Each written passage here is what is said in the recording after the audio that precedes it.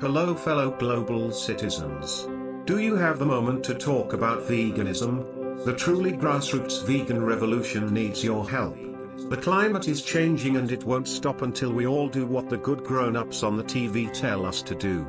If we all don't do exactly what big finance and the smart grown-ups at the UN, IMF, World Bank, big foundations and Fortune 100 say, this poor 16-year-old human shield won't get her future back.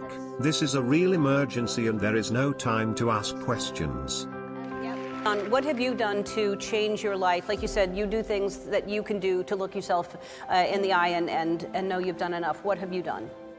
I have stopped flying and I have gone vegan. I have a shop stop. It means you don't buy new things unless you absolutely have to. Oh, hi there. It's Ellen DeGeneres here. I was scrolling through the gram and I noticed that a lot of people are talking about eating less meat, which I think is a fantastic idea. It's a great idea for the planet. It's a great idea for your health. It's a great idea for the animals' health. So eat less meat. Unless you're a vegan and you don't eat meat already, then good for you. So you don't even need to pay attention to this. But for the people who do eat meat, just try to eat less of it. Maybe eat it less, once a week, or none a week, or just, like if you eat it every night, don't eat it every night. Eat it less than that. 4 nights a week would be okay, but like 3 or 2 nights, or just 1 night a week would be the best. Anyway, the point is it's better for you and it's better for the environment and for the animals. Eat less meat. Hashtag eat less meat. Hey, be neat. No meat. Be neat. Eat less meat. Hashtag be neat. Eat less meat. Hashtag bye-bye. I believe we need to reallocate the world's resources because sharing is crucial.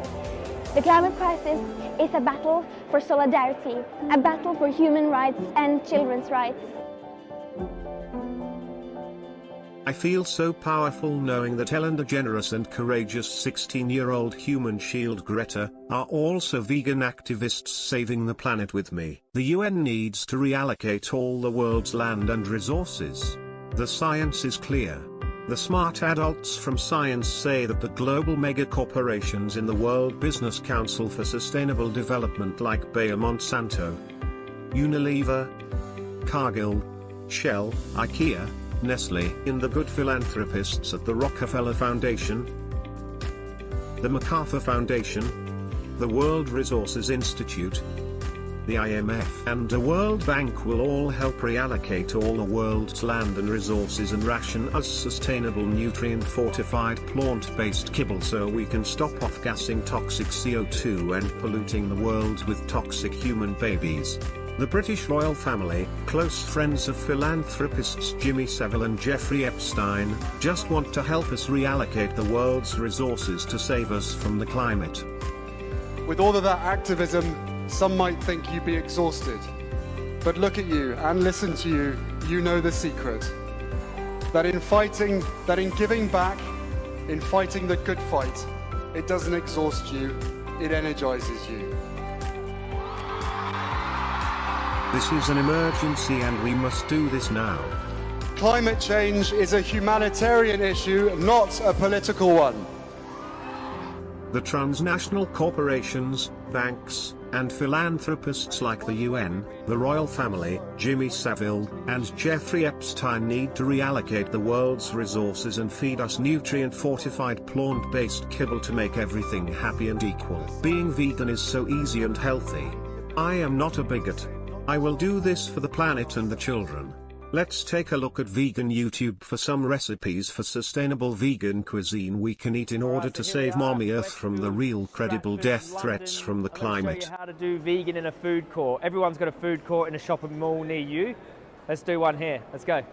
I am so empowered as a member of this truly grassroots and not corporate-controlled revolution for the animals and the planet against the bigot science deniers who won't obey the good grown-ups on the TV. Vegan pretzel available here.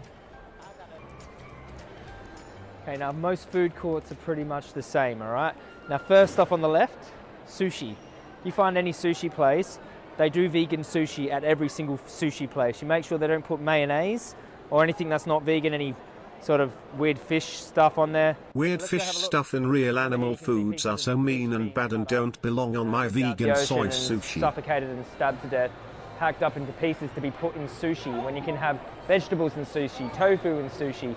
So many things you can have in sushi that... There are so many good nice things made of soy that we can have instead of bad, mean, gross, racist real foods. Why choose rotting dead fish when you can have vegan sushi? Boom, straight away, a vegan box. Most places do a vegan box now. You don't want to eat any murdered fish here. Look, mercury, fish, suffering, death, no point. A vegan box, delicious, look at that one. Really good. You can always get edamame beans as well. A little seaweed salad as well. Or you can ask them to prepare you some vegan sushi. Amazing. Sushi Animal is a really foods good so vegan gross, option. You can get it so from sad, every single so sushi place bad. to do you vegan Soy sushi. replacements So so happy, so tolerant, so good.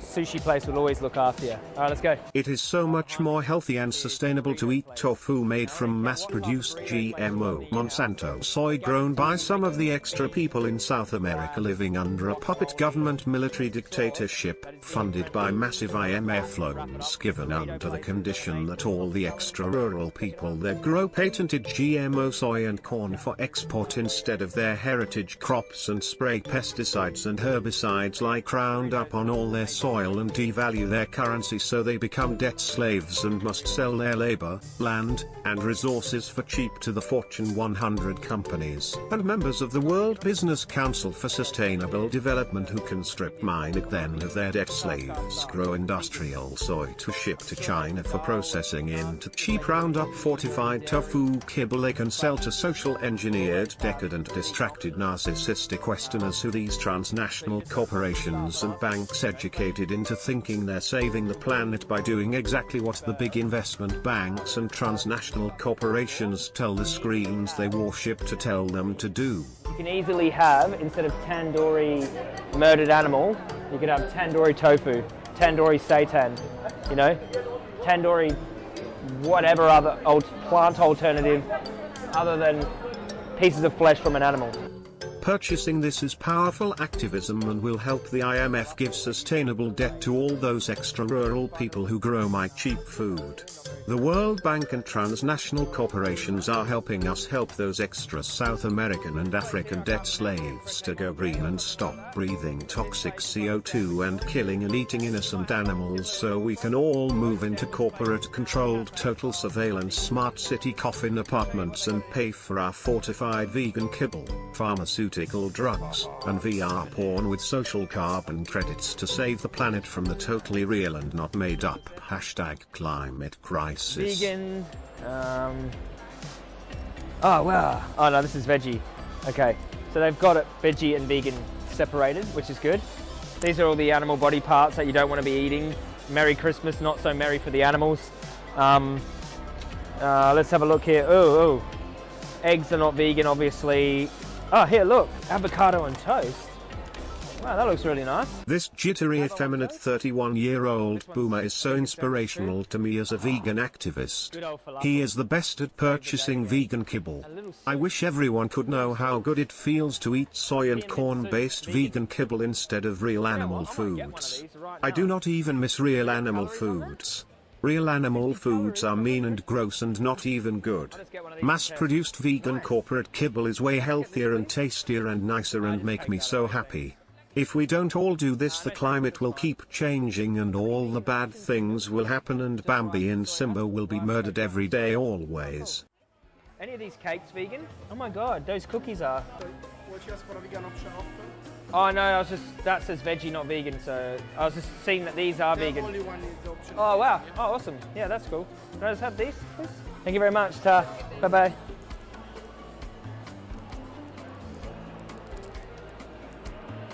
Still a little taste test of this soup.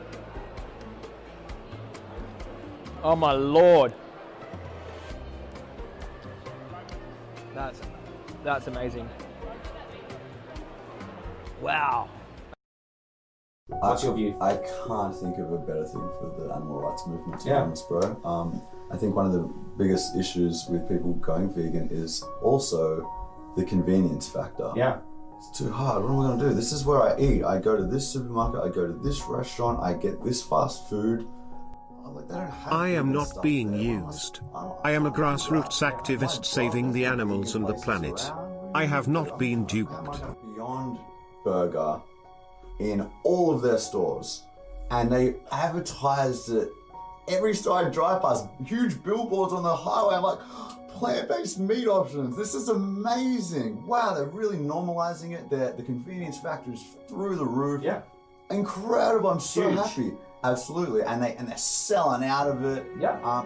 So that's Tim Hortons. They did the same at A&W. They were Veganism is healthy and rebellious. Animal foods are not necessary. All our ancestors just ate them because the patriarchy and capitalism. 12 bowel movements a day is normal and enjoyable. Soy is a great replacement for everything. Dr. Greger is not frightening. If we don't all do this, the planet will die. Jeffrey Epstein committed suicide and was working all alone. If I spend more energy on vegan activism, I will stop craving real animal foods and questioning myself. They go with their vegan friend. The vegan friend suggests, why don't you just try it? Try this. People start seeing, oh, this is delicious, and I feel pretty good that it isn't actually an animal. I don't like causing animal cruelty. I heard these are healthier as well. They're better for the planet too. They have just as much protein. It's huge. Makes a lot of sense. It's huge. They have millions of dollars in marketing. They have restaurants all over the world. They can reach the mainstream like no other. They're doing all the advertising for us, Yeah. man. I'm like, thanks for spreading the vegan message for us. I'm so stoked. But I saw the same people who are emotionally against KFC would happily walk into Starbucks and get get an oat latte. I'm like, wait a second. These vegan activists are mentally and physically healthy and are not sickly. Effeminate head case is being used by multinational corporations, global banks, and big money foundations to push a transnational resource consolidation agenda. I want to reach those low-income families that are just eating meat. They never heard of vegan before, and they walk into McDonald's and there's a McVegan there. Totally. And they can choose that over the slaughtered, enslaved dairy cow's body that's minced up in the other burgers, you know? Absolutely, man. And I think that, yes, KFC, they kill so many dead chickens, millions, tens of millions. It's horrific. Yeah.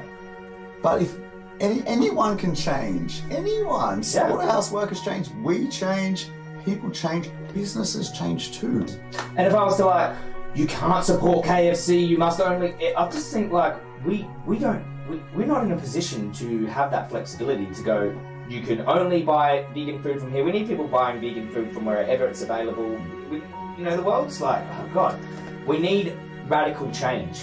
We need radical change. We need people working from below. We need direct action from above. We need corporations putting on vegan options. We need everything working together. The money is there. If we can save the banks, then we can save the world. I mean...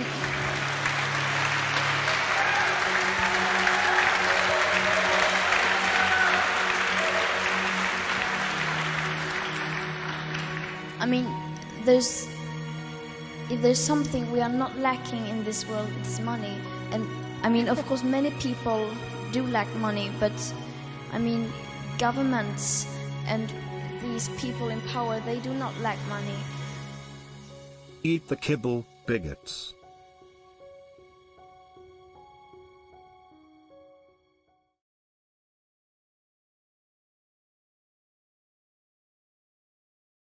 There we go. What's up, bigots? Hello. We're using the Streamlabs interface today rather than classic OBS. Let's hope it works better. You guys might hear some children screaming in the background at some point. We got a bunch of munchkins running around in the other room. It's all good. The ladies, Jessica told me specifically to schedule a stream for today because her friends are coming over. She locked me in my basement here, keeping my toxic masculinity out of the mix. So the mamas and the babies are playing. I'm over here hanging out with the bigots. Phoenix compilations up in the chat. What's up, Tommy Kelly? Roman Taylor says, wait, Tristan has hair. I gotta cut this, man. It's getting a little long there. It's getting a little long there. I'm sorry. Bald man bad. I couldn't even do bald right. You guys can't even do vegan right. You can't do bald right. What's your problem? What's your freaking problem? Okay. All right, we got a lot to talk about today. Where do we even begin? Today we're going to talk about slacktivists for the animals, whacktivists for the animals, riding that permanent vacation train for several years now. Some of the fan favorites here on the Primal Edge Health channel. We got Joey Carbstrong and Anonymous for the Voiceless. Street activists, yo. Street activists for the animals. We're going to learn a little bit more about them. But first, we got some updates. To hit on. You guys make sure to support the stream. The best way to support the stream is via the Streamlabs. I've got some new, if you were here last time, you've probably seen them. But I got some new notifications that I made for the Streamlabs, so that'll be fun. Super Chat's always welcome. If you guys got any questions, you can send them via Super Chat or Streamlabs. Preferred platform is Streamlabs. That's the way to go. All right, so World Economic Forum. The World Economic Forum, they just want to help us. They just want to help us to be healthy and happy and sustainable. They want equity. Right? We need gender equality. We need income equality. We need equitable distribution of resources. We need to redistribute the resources. And the World Economic Forum, the richest people in the world, they're going to help. They got a plan. Don't worry. They got this under control. We just need this great reset, a total overhaul of the very way of life that we've become accustomed to. We just need to put tech devices in between you and every transaction, every human being, every emotional transaction, psychological and physical transaction, so we can track and trace all your movements. We've been watching this phenomenon develop here, and it's getting crazier and crazier. Come on, I'm gonna try to fix my camera up here because we got this. Look at the skylight up here, and it gets too bright. So let's turn the brightness down.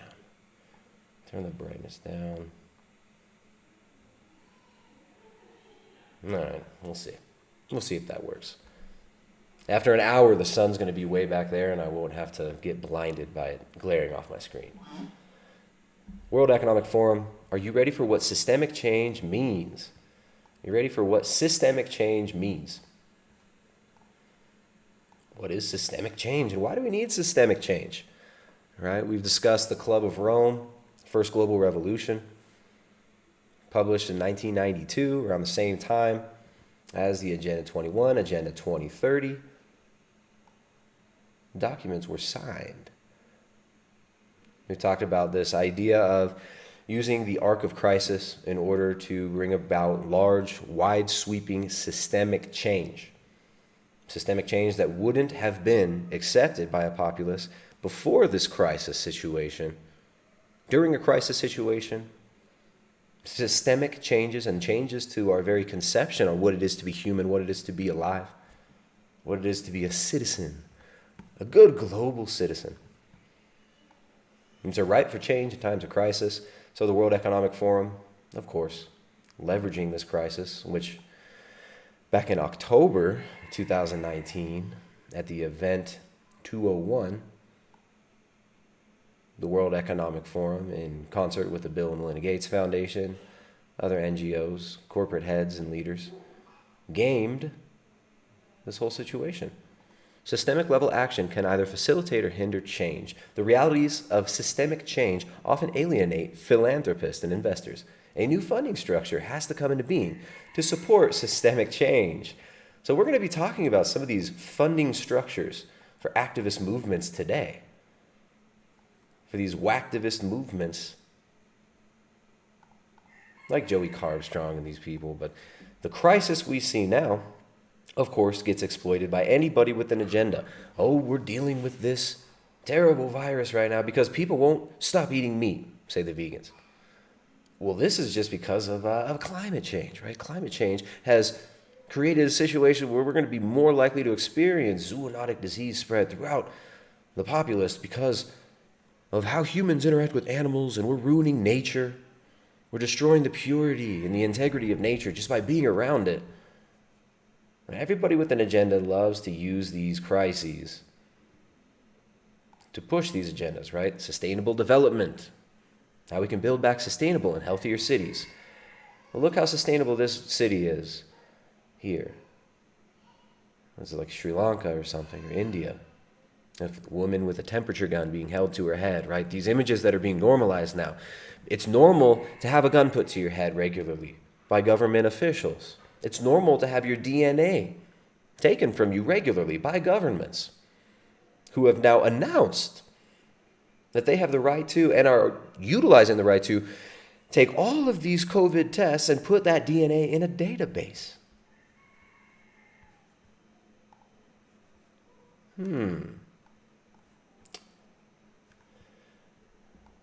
That's a systemic change, rebuilding sustainable and healthy cities. This is what's on the agenda. How COVID has revealed the need for how COVID has revealed the need for a rethink in urban planning. World Economic Forum. And if you want to see teens in Hawaii, right? And you just imagine them shirtless all day. Right. There we go. Dr. Greger. Apparently that's what you do. You got skateboarding teens in Hawaii. Donald Robinson, thanks man, sending $20 via the super chat. Says just a quick reminder to wear your mask while driving alone. Oh, thank you. I forgot to remind everybody. You know, in our quest to stay on YouTube and to be able to receive super chats from the audience, we must appease the algorithm. Everybody, put your face diapers on. Come on, it's not for me. It's for the old people. It's for the children. It's a sign of solidarity. And stay home, save lives. Stay home, save lives. Wear your muzzles. Wear your dang face muzzles.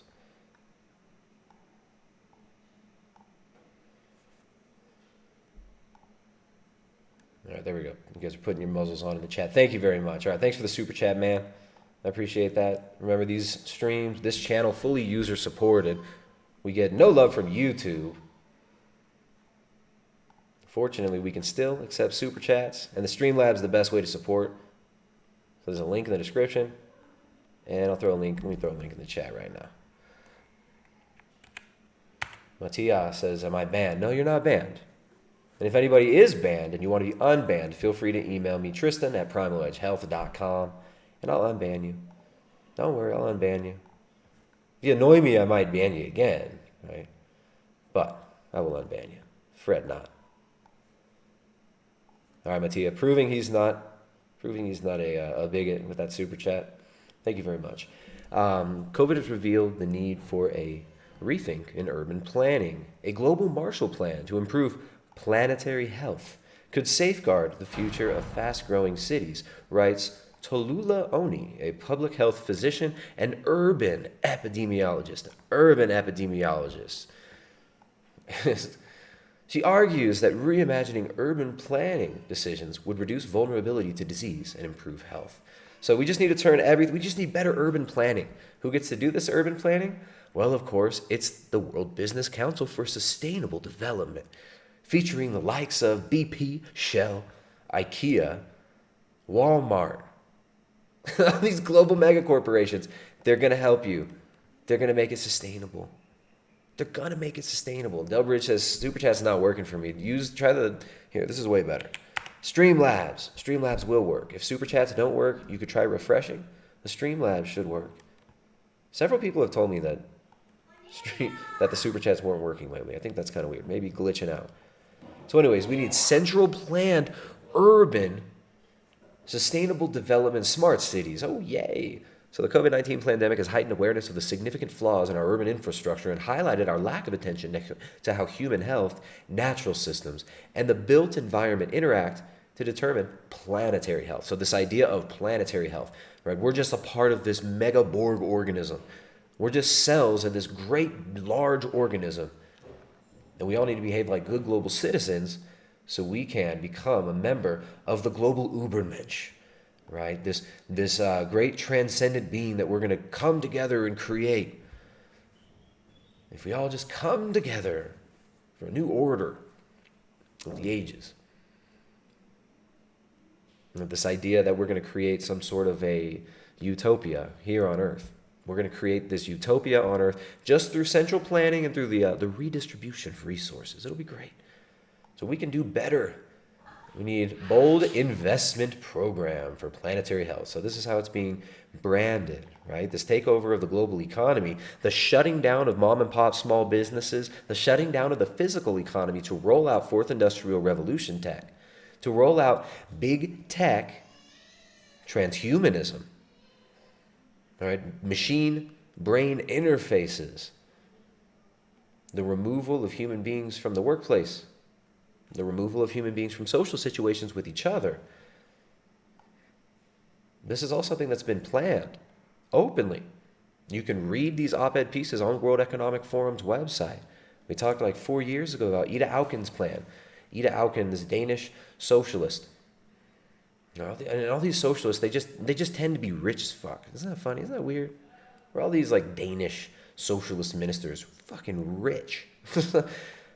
All these philanthropists. Now, Ida Auken wrote the piece. It's 2030. I own nothing. I have no privacy, and I've never been happier. I think that's the title. I probably butchered it. But the op-ed piece, we've read that several times here. I'll just pull it up. There you go. Oops.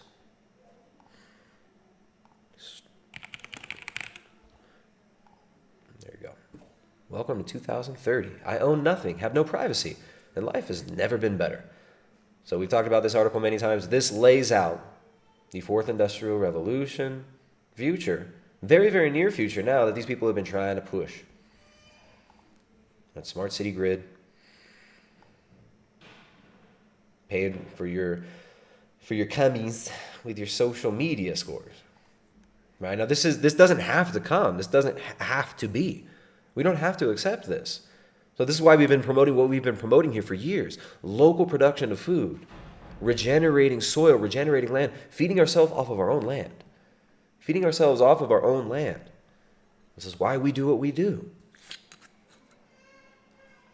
So man, it's time to go Luddite. No, it's not time to go fully Luddite. Excuse me, but it's time to actually work on real skills, real human skills on how to feed ourselves in our own environment. Right? I mean, all these people in these World Economic Forum meetings, these armchair whacktivists, these slacktivists, the World Economic Forum, these people think that they're saving the planet. A lot of these people genuinely think that they're going to save the planet by rolling out DARPA military technology to track and trace everything we do, say, think, and every single behavior, including the monitoring of our vital signs using tech. Right? We talked about Bill Gates' patent. What was it? The World Patent 200060606 or something like that. That was the patent number, right? For monitoring your vital signs and awarding you with cryptocurrency based on readouts that you get from your electronic devices, your wearables, or your implantables. You know, a lot of these people, they really think that they're going to save the world by doing this stuff. And some of these people actually know what's really going on. They understand that this is military hardware and technology meant to track and trace and dehumanize people. Wallington Man takes on the worldwide ration challenge. A good global citizen here, the Sutton and Croydon Guardian. Croydon and Sutton, I don't know where Sutton or Croydon are. But this guy in Wallington, he's going to take on the white man's burden like these vegan activists. And he's going to accept the rations. Richard Meade will eat the same rations as a Syrian refugee next week. Good global citizen, Richard Meade. All right, because we are all Richard Meade in the future Globo Walmart camp. You can get your rations from Walmart. Ration cards distributed in Mohali. Smart ration cards. Punjab Cabinet Minister Balbir Singh Sidhu on Saturday distributed smart ration cards to families enrolled under the National Food Security Act here. He said over 4 lakh people have 1.1 lakh families in Mohali. All right, this is I think this is poorly translated from the Hindu Times. Biometric authentication ensures food grain distribution to the actual beneficiary. End-to-end computerization and digitization of the entire process minimizes the food grain pilferage and diversion. The intra-state portability feature of the card empowers the beneficiary to collect ration from the fair price shop of his choice. So you can use your rations at whatever shop you want. It marks the end of age-old monopoly of depot holders, the minister added. So you're going to be free with your ration cards. Thousands of Brits are fundraising by living on the rations given out in refugee camps for a week. The ration box contains a small amount of rice, chickpeas, and lentils to live on for 7 days. So you get you get free vegan rations. At globalcitizen.org, Global Citizen, who did the lovely Global Citizen Festival with activist Leonardo DiCaprio, who also just wants to save the world from the changing climate by making you pay taxes so that his foundation can get tax credits and carbon credits and sell ecosystem services. Right? So he can buy up indigenous land, kick indigenous people off of that land, and then get carbon credits for it. This is the type of behavior these schemes will allow. Right? This Green New Deal type stuff they're trying to roll out. And they're saying this is going to bring equality.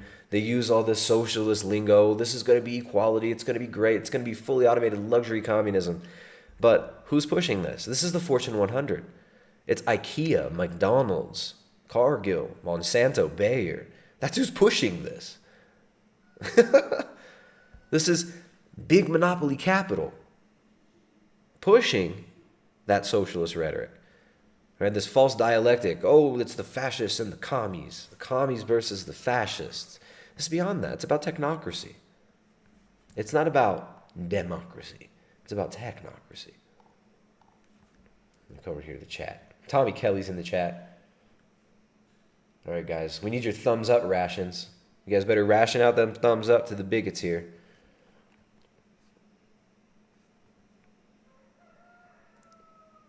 Whoa, what is this? I can't hear it.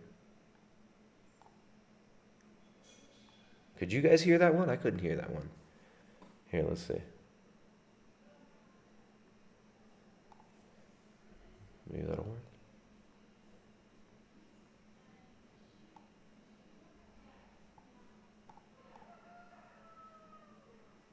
No. All right. I'm trying to, let's see. These alerts, it's not playing the sound. Let's try it again.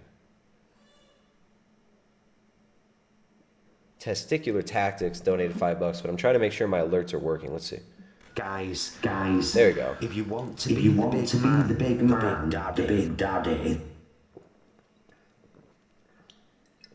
Testicular Tactics says, you're my Uyghur, my white Negro, take my shekels. Well, your shekels have been taken. I'm not having any difficulty. Again, I'm bigger than you. I'm stronger than you. There we go. There's our buddy Hench. Hench herbivore. Bigger and stronger than us. For the animals. For the animals. It's for the animals. It's for the planet, right? All this misanthropy. It's for the greater good. Look, I mean well. Thank you guys for the super chats. Appreciate that. Thank you, Hench, for your sage advice and for reminding us that you're bigger and stronger than us. We appreciate that. All right, I got a, there we go. Best way to support is via the Streamlabs. Best way to support via Streamlabs. You can send them super chats too. But all right, let's get back to it. So you're gonna save the world by eating the rations that the refugees get in these camps. And why are refugees being displaced? WHO warns of serious situation in Europe. So it's just getting worse and worse. We need to listen to the adults. We need to listen to the grown-ups. We got to stay 6 feet apart. But that might not even be enough. It's not even enough. You can't touch people. You got to be more than 6 feet apart. But that's old news, says healthline.com. So they read a whole slew of articles this week about 6 feet is just not enough. It's just not enough. The 6 foot rule dates back to the 1800s when a German scientist found that pathogens were present in large droplets expelled from nose and mouth. However, wind and weather can affect how droplets travel. If the humidity is low, bigger droplets can shrink and stay in the air longer. Okay, so we need this we need the surveillance tech to warn us on our devices when the weather is a certain way we can be perhaps warned that we can't be within, 12 feet of somebody else. We might need 20 meters if there's a lot of wind. So the madness, the insanity, the dehumanization just keeps going. 6 feet may not always be enough distance to protect from COVID-19. New report suggests the CNBC Business Insider, the 6-foot social distancing rule is based on nearly 80-year-old science. That's old science. Scientists at MIT and Oxford have created a traffic light system to use instead. So you get this Pavlovian traffic light system. If you get the red light, no, that's bad. You can't be around people. If you get the green light, maybe you can be within 6 feet of people. And this traffic light system is what they're using in South America already. And guess who dictates the measures that these South American nations are taking for the most part? It is their good old friends at the IMF, the International Monetary Fund, with the loans that have conditions to make these countries poor, to make these countries into cheap labor baskets and bread baskets for Fortune 100 companies who can then buy up their resources and land dirt cheap after they collapse the economy of these places with neoliberal policies and the standard approach to dominance here in the southern hemisphere. Researchers say it's an antiquated way to think of how viruses move through the air. Instead, we should be considering many facets of an interaction, where it takes place, how long it lasts, and whether it's going to be loud, right? Because if it's loud, it's so dangerous. You can't speak loudly.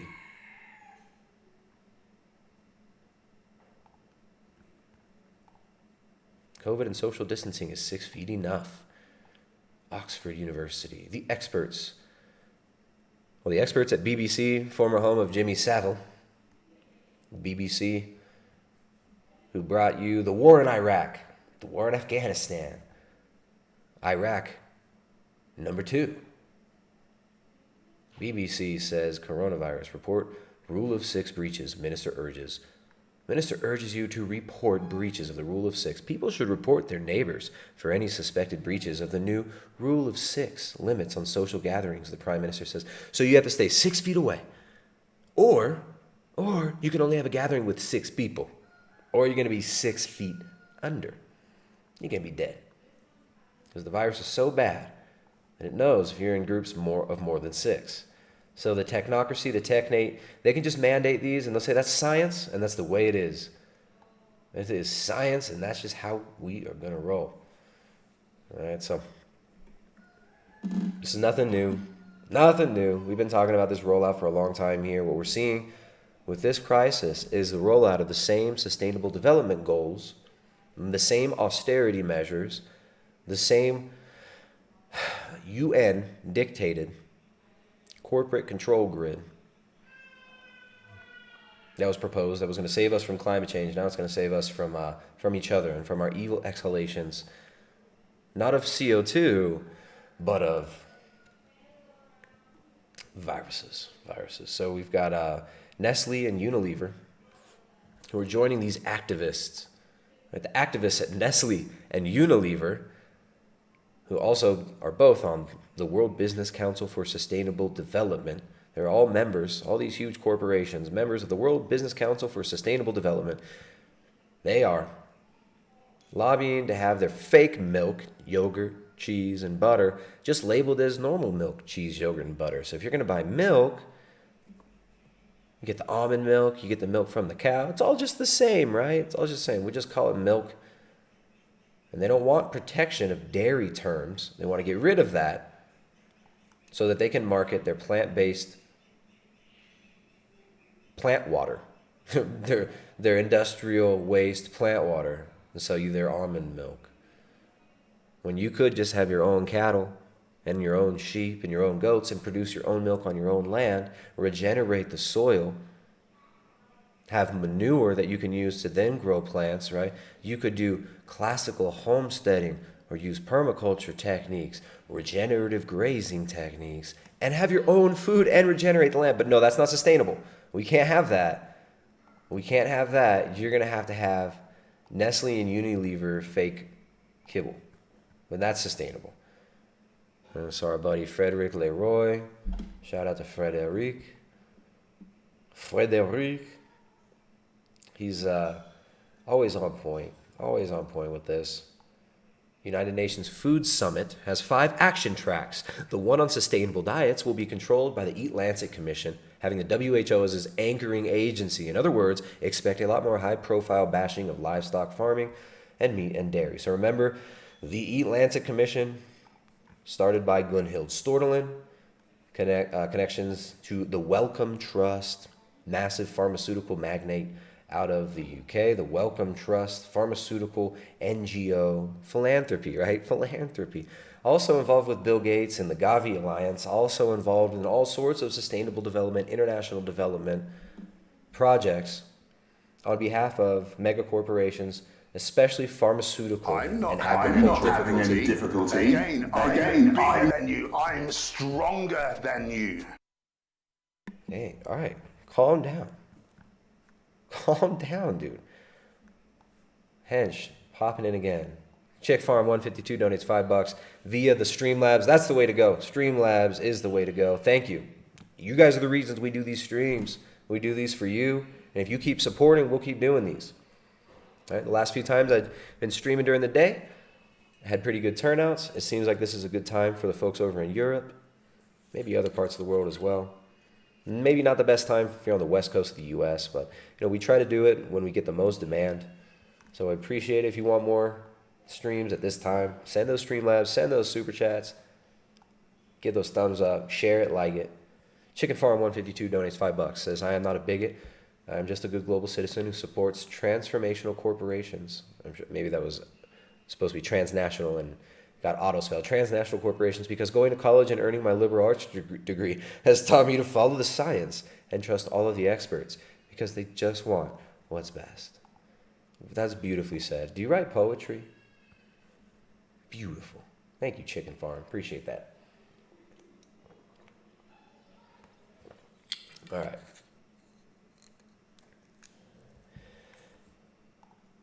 Okay. Here we go. Here we go. Where'd that?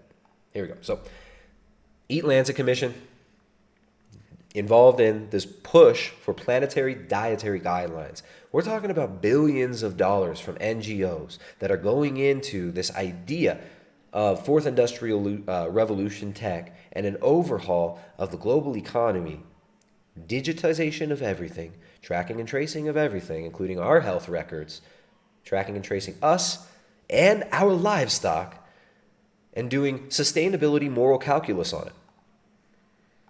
That's what it's about. All right, so the 5 action tracks, one of them is going to be sustainable diets. We all know the United Nations has given an award to Impossible Foods. They gave Impossible Foods with their GMO hemoglobin, GMO soy.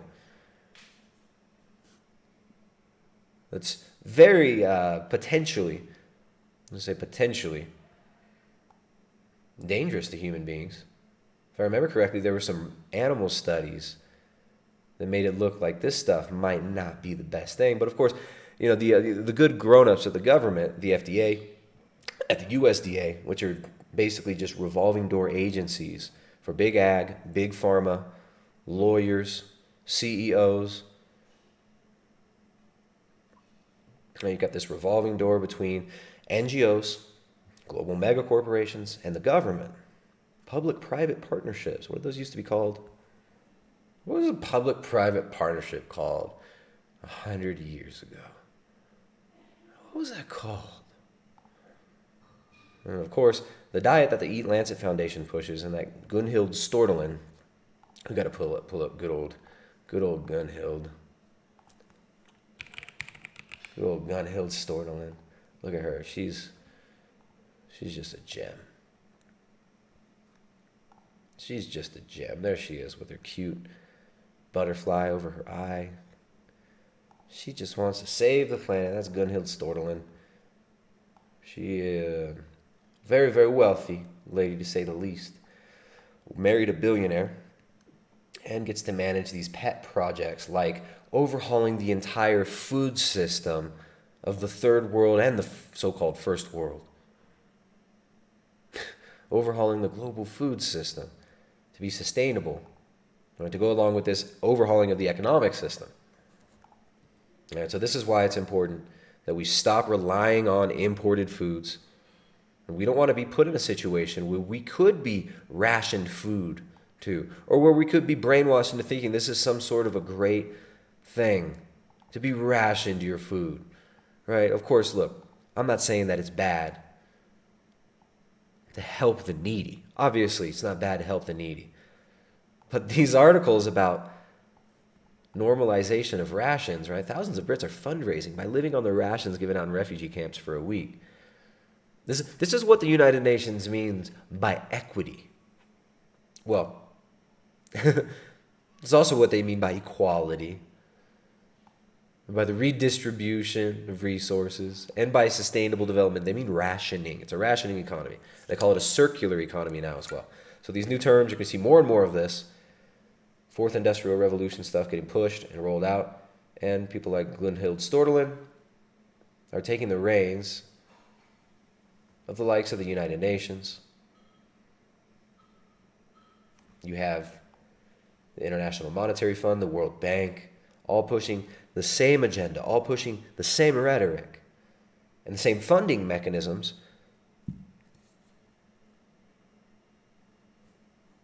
to bring about this new technocracy, right? Okay, so we got to talk about some fun stuff now.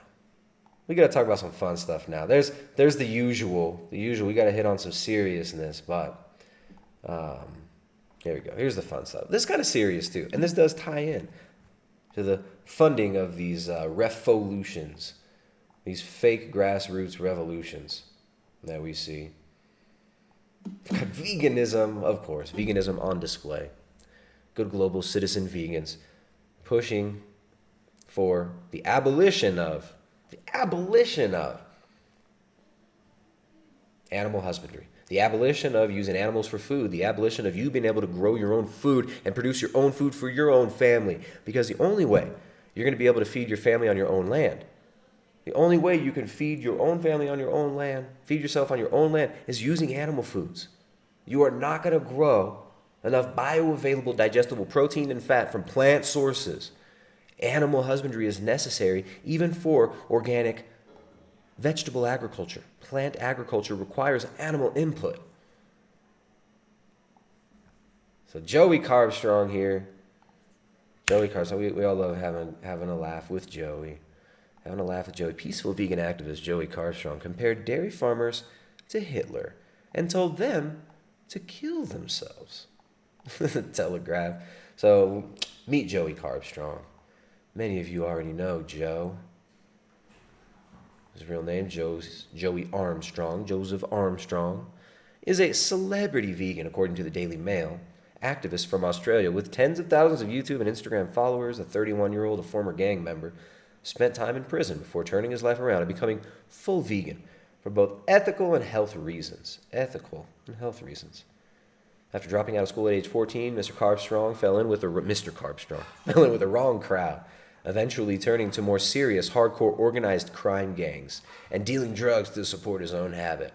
So the legend of Joey Carbstrong, as he says it, he's said to have spent much of his youth using methamphetamine and drinking alcohol. He is said to have spent much of his youth using methamphetamine and drinking alcohol. Age 26, he spent 6 months in jail for possession of a firearm, which he had hidden down his trousers while on house detention. Discussing his gang-related crime, he said, "I still had compassion in my heart, but it was clouded by the environment that shaped me and people around me." So he was good. It was just the environment's fault. But now he is a vegan activist. He confronts farmers, breaks onto private property, and terrorizes small family farms, as we've covered before on this channel, and goes out in the street with his camera and talks about how bad and mean it is to eat animals. Goes out in the street and harasses people in the streets. So Joey Carbstrong. Today we're talking about Joey, and then also we're talking about this group here. This group here is Anonymous for the Voiceless. Anonymous for the Voiceless. and human supremacism. There's fighting the evil patriarchy, human supremacists, non-vegans, along with Joey Carbstrong and their friends. They're homies. Where'd they go? You got Joey Carbstrong. Here you go. Shout out to You Did It Wrong. You did it wrong. Let's see. No, that's not that one. Where is it? Joey Carbstrong. There it is. No, you're my brother, man. Thanks so much, brother. Hey, bro, I really thanks for your work. We've got these hardcore activists, right? Just grassroots activists. Paul Bashir, Joey Carbstrong. I guess they were buddies. They were somewhat bros here, apparently. Hey, bro, I really thanks for your work. I'm really proud of you, Joey. I'm you too, brother. Grateful that you're here with us and you're loving together, mate. Love you too, bro. Right? We're obviously herbivores. I don't know about you, but that seemed pretty damn disingenuous to me. The like patting him on the shoulder. All right, so you can see that there's a little bit of tension. Find a freeze frame where they're not, where both of these dudes don't. The dildos are very befitting. The dildos are very becoming, and they're very fitting. But I'm trying to get a shot. Let's get back. Levels just before I supplemented, and I levels of an institutionalized elder, like these people who are like in nursing homes. All right, Sideshow Bob checking Dr. G's vitamin D levels. Donated $15. He says, looking to educate myself more on nutrition that can refute veganist claims. Where can I read up on good sourced, bigoted information? Well, I mean, you could start out. There's tons of information here on our channel. Done tons of live streams over the last few years going into all the shitty arguments that a lot of these vegans put out. But I mean, the best thing to do is live your freaking life. Get the results and enjoy eating whatever diet fuels you and allows you to function the best. That's what I would say. So Sideshow Bob, one of the best books out there. One of the best books. You remember books, they come, there's like paper and it's all bound together. There's a bunch of words in it. You can flip through it. For the vegans in the audience. Books, physical books, always better than internet content as far as learning about nutrition. I would say one of the most important works of nutrition and anthropology in the last 100 years is the book Nutrition and Physical Degeneration by Dr. Weston A. Price. So get Dr. Weston A. Price's book, Nutrition and Physical Degeneration. That's the best one, in my opinion. One of the best places to start for understanding what it is human beings need to be healthy, what foods healthy populations have always focused on. And you don't have to look into the distant past and speculate over, what did my ancestors eat 10,000 years ago, right? Like the whole paleo thing. It's very nonsensical. I'm not a big fan of this, claims of ancestral nutrition as far as like, let's go back in the distant past because, I mean, these evolutionists, they believe that your distant ancestor is a single-celled organism. So why not eat like that? I mean, you share a common ancestor with bananas, so we should all just eat dirt, right? And the vegans, they're very good. The vegans are very good at robotic regurgitated responses and at responding just to normies. They got the average normie mapped out. But the average normie doesn't really care about the things that the vegans try to catch them on. Like, oh, you're being inconsistent. No, most normies don't give a shit about being inconsistent anyways. But the same as with vegans. The vegans don't care about consistency at all. Eggs are murder. Reproductive health services is what happens when you slay a fetus in a human womb. That's not murder. That's reproductive health services. But eating eggs, that's murder. Yeah? You catch me? So they don't care about consistency, obviously. They don't care. So there are a lot of different ways to go about arguing against their position. I think a lot of people tend to take the route of like, oh, look at our ancestral diet. Look what our ancestors ate. We should eat like our ancestors. And the vegans will say, dude, we believe our ancestors were chimps. Why ain't you eating monkeys, bruh? So it's endless. It's endless there. So Sideshow Bob, I hope that helps. Check out Nutrition and Physical Degeneration. All right, so we got Joey Carbstrong here, the Anonymous for the Voiceless group. And I was sent where'd it go? Sent this video by an anonymous informant. An informant for the channel here sent me this video, and I picked through about 20 minutes of it, skipped around. There are some sections. It's not the funnest. It's not the funnest chat, but this illustrates exactly what's going on with these vegan activists, the vegan slacktivists, the vegan whacktivists, and how they live this permanent vacation, bankrolled by the dummies on their Patreon. But it gets even better than that. Like we've talked about before, there are anonymous donors and non-anonymous donors who fund these groups and become somewhat of angel investors in these groups. Who are these people that are pumping millions of dollars into these activist groups? You see this in many other parts of the coordinated chaos that we see going on right now. You see this in many other parts of the world. The vegan movement has its own version. Of course, these people are a lot cheaper, right? It's pretty cheap to buy some of these folks. I mean, you got Klaus from Plant-Based News, whose channel is owned by a Saudi royal, Prince Khalid.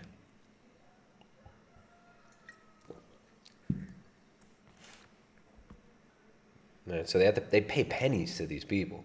They give them pennies. But let's get into it. So we got Paul Bashir here. Paul Bashir, remember, too cowardly to come on our channel for a debate. His organization actually reached out to me. Anonymous for the Voiceless reached out to me and set up, even with a date and everything, a debate. And they said, would you debate one of our people? We got this guy, Paul Bashir. And I said, sure. So then they came back to me. They gave me a time and everything. They said, you can debate Assault, which I guess is his chick here. I was like, well, I don't really know who that is. I would much rather debate Paul. Do you have can they both come? Can we schedule one and then do another one with Paul later? So I said, okay, we'll schedule one with Paul. And I'll talk about what happened with that a little bit later. Maybe you can tie that into what we see here. And of course, when I was contacted by the Anonymous for the Voiceless folks, it wasn't Asal here or Paul. It was an employee. It was by one of their employees. So they got enough cash flow.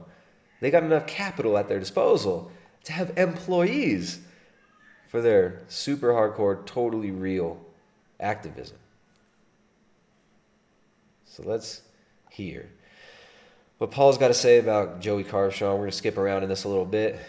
We're going to learn a little bit more about how vegan activism works, and maybe we can learn some more about these lovely people, Paul and Asal. So a vegan walked into a bar and said that veganism is about love and compassion. Okay, into a like nature. Vegan That sounds like, that business. video clip, I don't know what that is from, but you know how it was going around and there's like a little boy with the fringe. It's like it's a land of make-believe. Oh yeah, make believe. And he goes like that. That is the sound. That's the sound. That is the sound. Oh. Cool. I'm really glad that you guys spent the first 40 seconds of this, 30 seconds of this. Okay. Right, let's skip up here a little bit. Understand about AV and the history of AV and where we're at currently and our goals for the future. But we can't get real with people without talking about what just happened, and I think this has been a breaking point for us because enough is enough. Enough is enough for us to deal with. Yep. And it's not just about us that we're breaking this down for people. This is about anyone who shares our frequency and wants to do something similar to what we're doing. Yep. Ever since 2016, we have been dealing with pushbacks and people... Which is when we started. Yeah, people have been working against us with dedication. Mm-hmm. Completely baseless. Completely baseless. Totally baseless. They are good. Just let's help them frame this, guys. AV, good. Other people who oppose AV, bad, baseless. AV, based. Other claims against AV, baseless. All right? Good AV. Paul Bashir, good. Other people who don't like AV, bad. You guys getting it? The claims they make against us, the things they try to do. They're wrong. Claims wrong. Baseless. Destroy us. Why does that make sense? It will make sense once we break this whole Right. thing down. But I needed to say that because this whole situation does really break my heart. And it really tested my patience with this movement and with this movement being what it's supposed to be, which is tested his patience, because the movement's, it's for the animals, right? It's about the animals. This is about saving the animals. These people believe in the animal holocaust. The animal holocaust. It's happening now. It's happening now. And you're all complicit. And Colonel Sanders is Hitler. And if you eat meat, you're a Nazi stormtrooper. Right? You are all complicit in the animal holocaust. This is about the animals, according to the vegans. Okay, so let's see what they're doing for the animals. For the animals. It made me really question whether the animals even have a movement. Really? When we started... Oh no. He's questioning whether the animals even have a movement. Like, this is serious, guys. Do the animals even have a movement? You know, I mean, I'm going to have to ask my animals what they think about this. I've got some outside. Here's some animals outside. We've got some chickens and ducks. There goes some chickens and ducks. They're kind of just cruising. I'll go outside and I'll ask them if this movement, if they really feel represented by that. All right, we got to make sure that the animals are properly represented out there by the movement. We worked off our own savings to... Your own savings. For how long? Build AV. Savings from what? You worked on your own savings to build AV. So they go from people who are attacking us are bad to, oh, we're selfless. We built this with our own savings. We're just giving away our savings for the animals. Quit our jobs. I want to know what their jobs were. What do you think their jobs were? What do you think Paul Bashir's job was? Or Asal? What were your jobs that you quit? And we dedicated our lives full time to building AV. We only made money from... Angie Benji says Paul Cashier. Paul Cashier. I think he worked at Foot Locker. He was slanging Nikes at Foot Locker. Like, what was your job, dude? What was your job? Were you a full-time undergrad student? You were a full-time undergrad film student? What was your job? Merchandise and a very small amount of donations that people would give us through our website, which was very passive. Yes. Why should look at the body language? What's going on here? What's going on? I don't know what's going on here, but the body language is getting weird. Why she get all uncomfortable there? We never promoted. Yeah. We never like so much. Why did I add that talking point? We never promoted. Just really made a post saying donate to AV. I mean, there was a couple of occasions where we had our first we did tour. one fundraiser for our first tour. Yeah. In 2017. Because we were invited to speak at the Camp Out. Camp Out. Yeah. And to do a workshop there. Yeah, and then we turned that into a tour. Yeah. And it was Europe, I think. So you're going on tours, having the world tour. The world tour for the animals. They're doing the tour was for the animals, okay? So the fundraiser didn't actually cover the entire cost. We had to again use our own savings. That's the only time we did a fundraiser, right? 2017. Correct. That's the only time we've done a fundraiser for AV. Yes.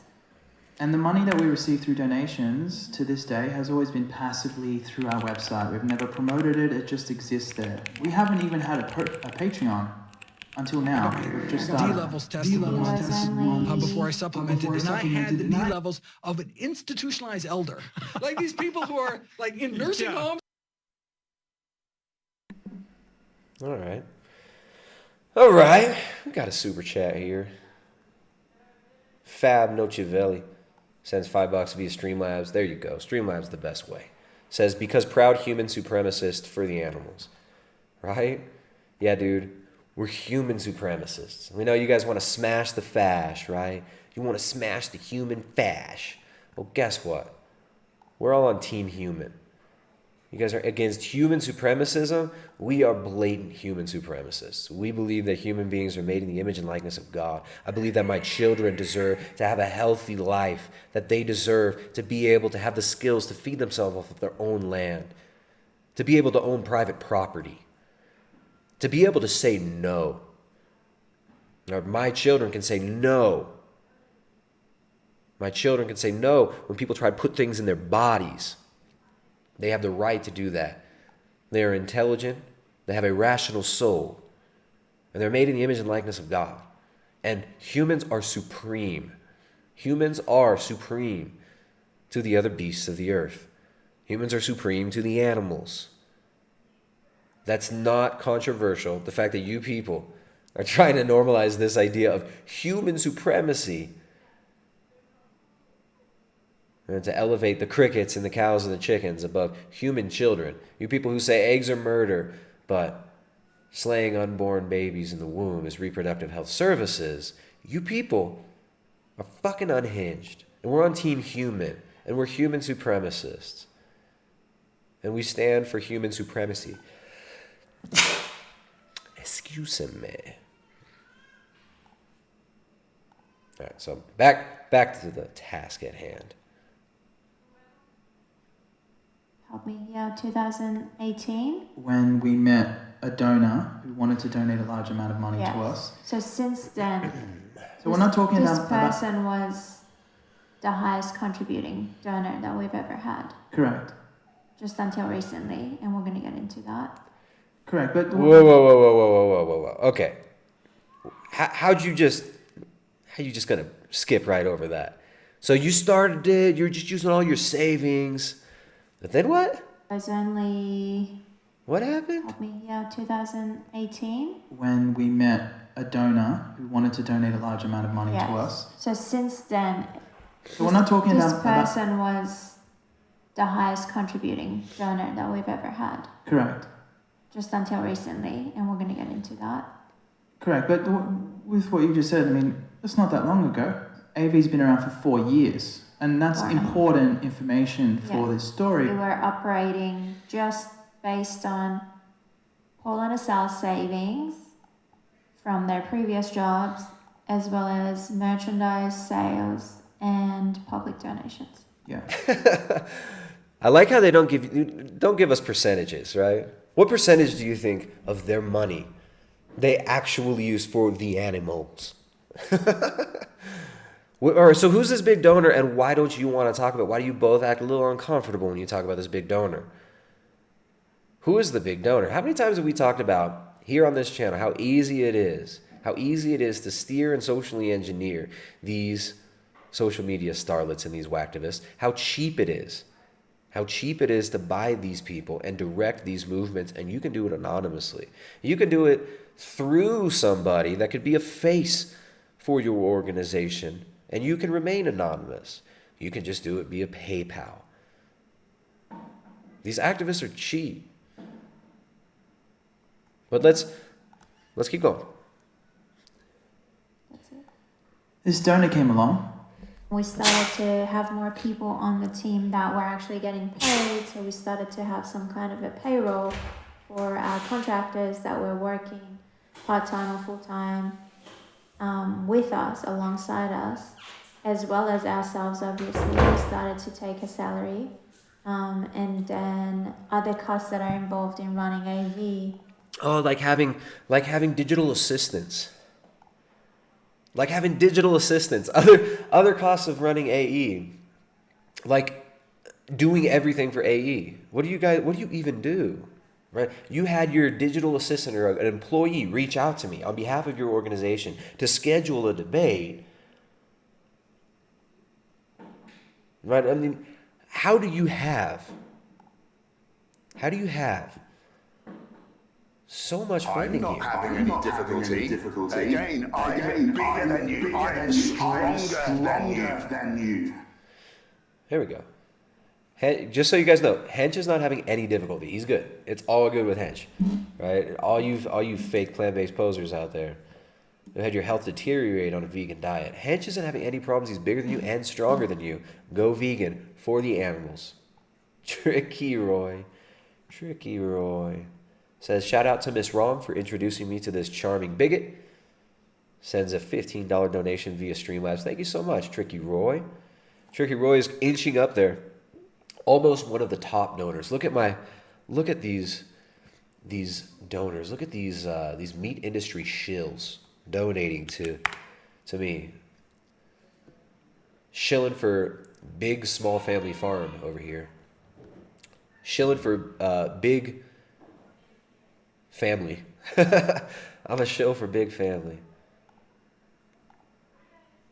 You know, like any other organization, there are costs involved so that you can continue operating. And then we also started to add a budget for our tours and for the big campaigns, like the campaigns that we did last year, One Damn Day and Week of Truth in New York City. Whoa. Hold on there. Something's wrong with my... Oh, we didn't...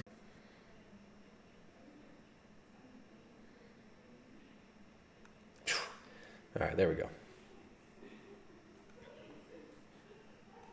Now we're good. All right, let's wait for everyone to come back. We had like 200 something bigots that just got kicked out. That was strange.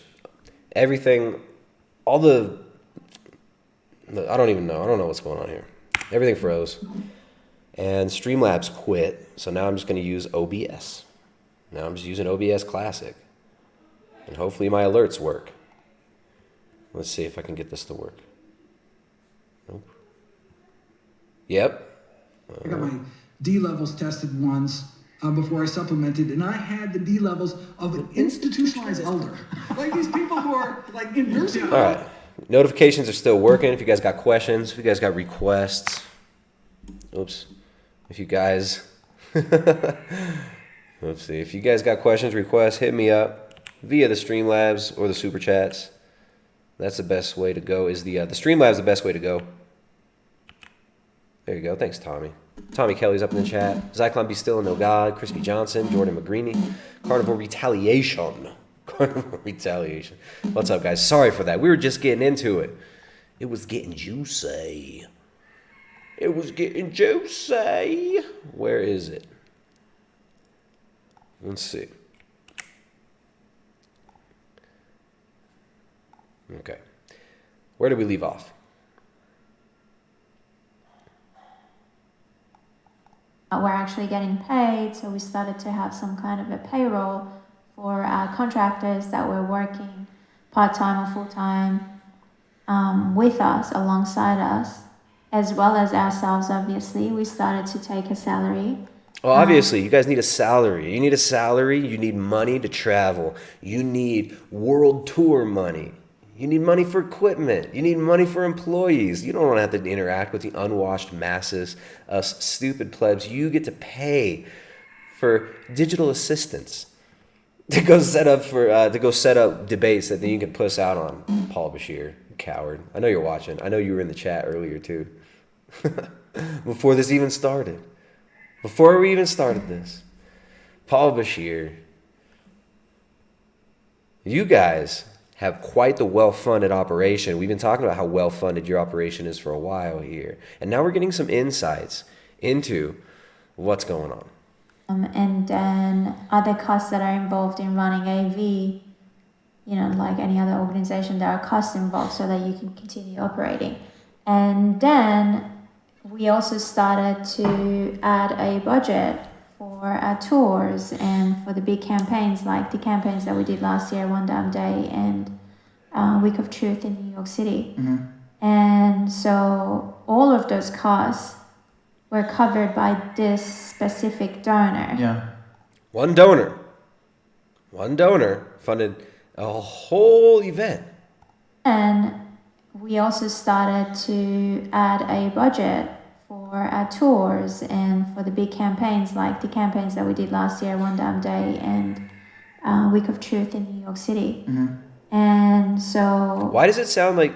This is very weird because they put this video out. I don't think Joey said anything, right? This is the first thing that I was sent about this whole debacle. Now, we all know these people, these slacktivists, love to get paid to just live permanent vacation lifestyle. They love to be undergrad, 18-year-old rich kids for the rest of their life. They don't want to have to work. They don't want to have to do anything they don't want to do. They just want to cruise around to their little evangelical worship circles. They want to go to their vegan campouts, their vegan sleepovers, give a shitty little fake impassioned speech about saving the animals, man. You gotta save the animals. Just be super chill and cool for the animals, and you could save them like James Aspie. Or, just cry ripe. Yeah, ripe. I got my ripe whistle for the animals. You are ripish. I'm gonna blow my ripe whistle. Like Joey Carbstrong. You want to do that. Then you want to go just smoke some bong loads with Gary Yourofsky and listen to his 1992 social justice rap tracks about smashing the fash. You want to sit around and LARP like an activist with a whole team of worshipers behind you, well-funded team of worshipers behind you. You don't want to have to work.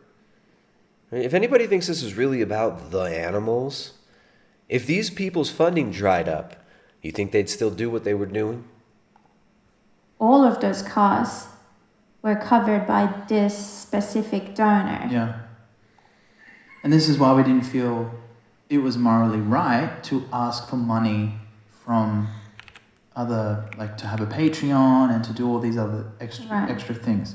We also had another donor approach us when we were in California and offered us support financially, and we put that on the back burner because we didn't feel it was morally right, because they had so much sufficient amount of money. You had so much money. They had so much money from that donor. They didn't even want to take more money from other donors. Wanted to say there. What happened? What happened? What changed? So I guess it was all good. It was all good before. What was your fall from Eden? What happened, dude? Receiving a large amount of money until this year. Really. From the time that they started donating. And of course, you never hear them say how much they're getting. It kept changing. So like you said, the first time they donated was basically just covering the cost of like a mobile phone, a couple of laptops, things like that, as well as a very small salary for me and you. And then adding more people to the team. And then it was just covering one tour. I can't remember how many cities we did. So every time we were contacting this donor, we would provide a budget, a breakdown of the budget and what we needed. And they would either approve or they would suggest that we change it, and then we would make some changes, and then they would send us the money. So yes, the budget kept changing, and this year we were supposed to receive the largest amount of donations from that particular donor. And how is this happening? This year they're supposed to receive the largest amount of money from this particular donor. Remember, the global economy is tanked. Small family businesses are forced closed. You're shut up in your homes, told that you're non-essentials. Skateboarding teens in Hawaii, right? Thank you for the interruption, Dr. Greger. You know, I don't mind being interrupted by Dr. Greger. Andrew Herbst, thanks, Andrew, says vegan activists getting those kosher bucks. Sends $5. Sends me his $5. Vegan activists. They're activists. They're doing this all for the animals, remember. This is all of this is for the animals. Where's my Discord glitching out? All right. All for the animals. We're going to start skipping forward a little bit, but what's up with all this money? What's up with all this money?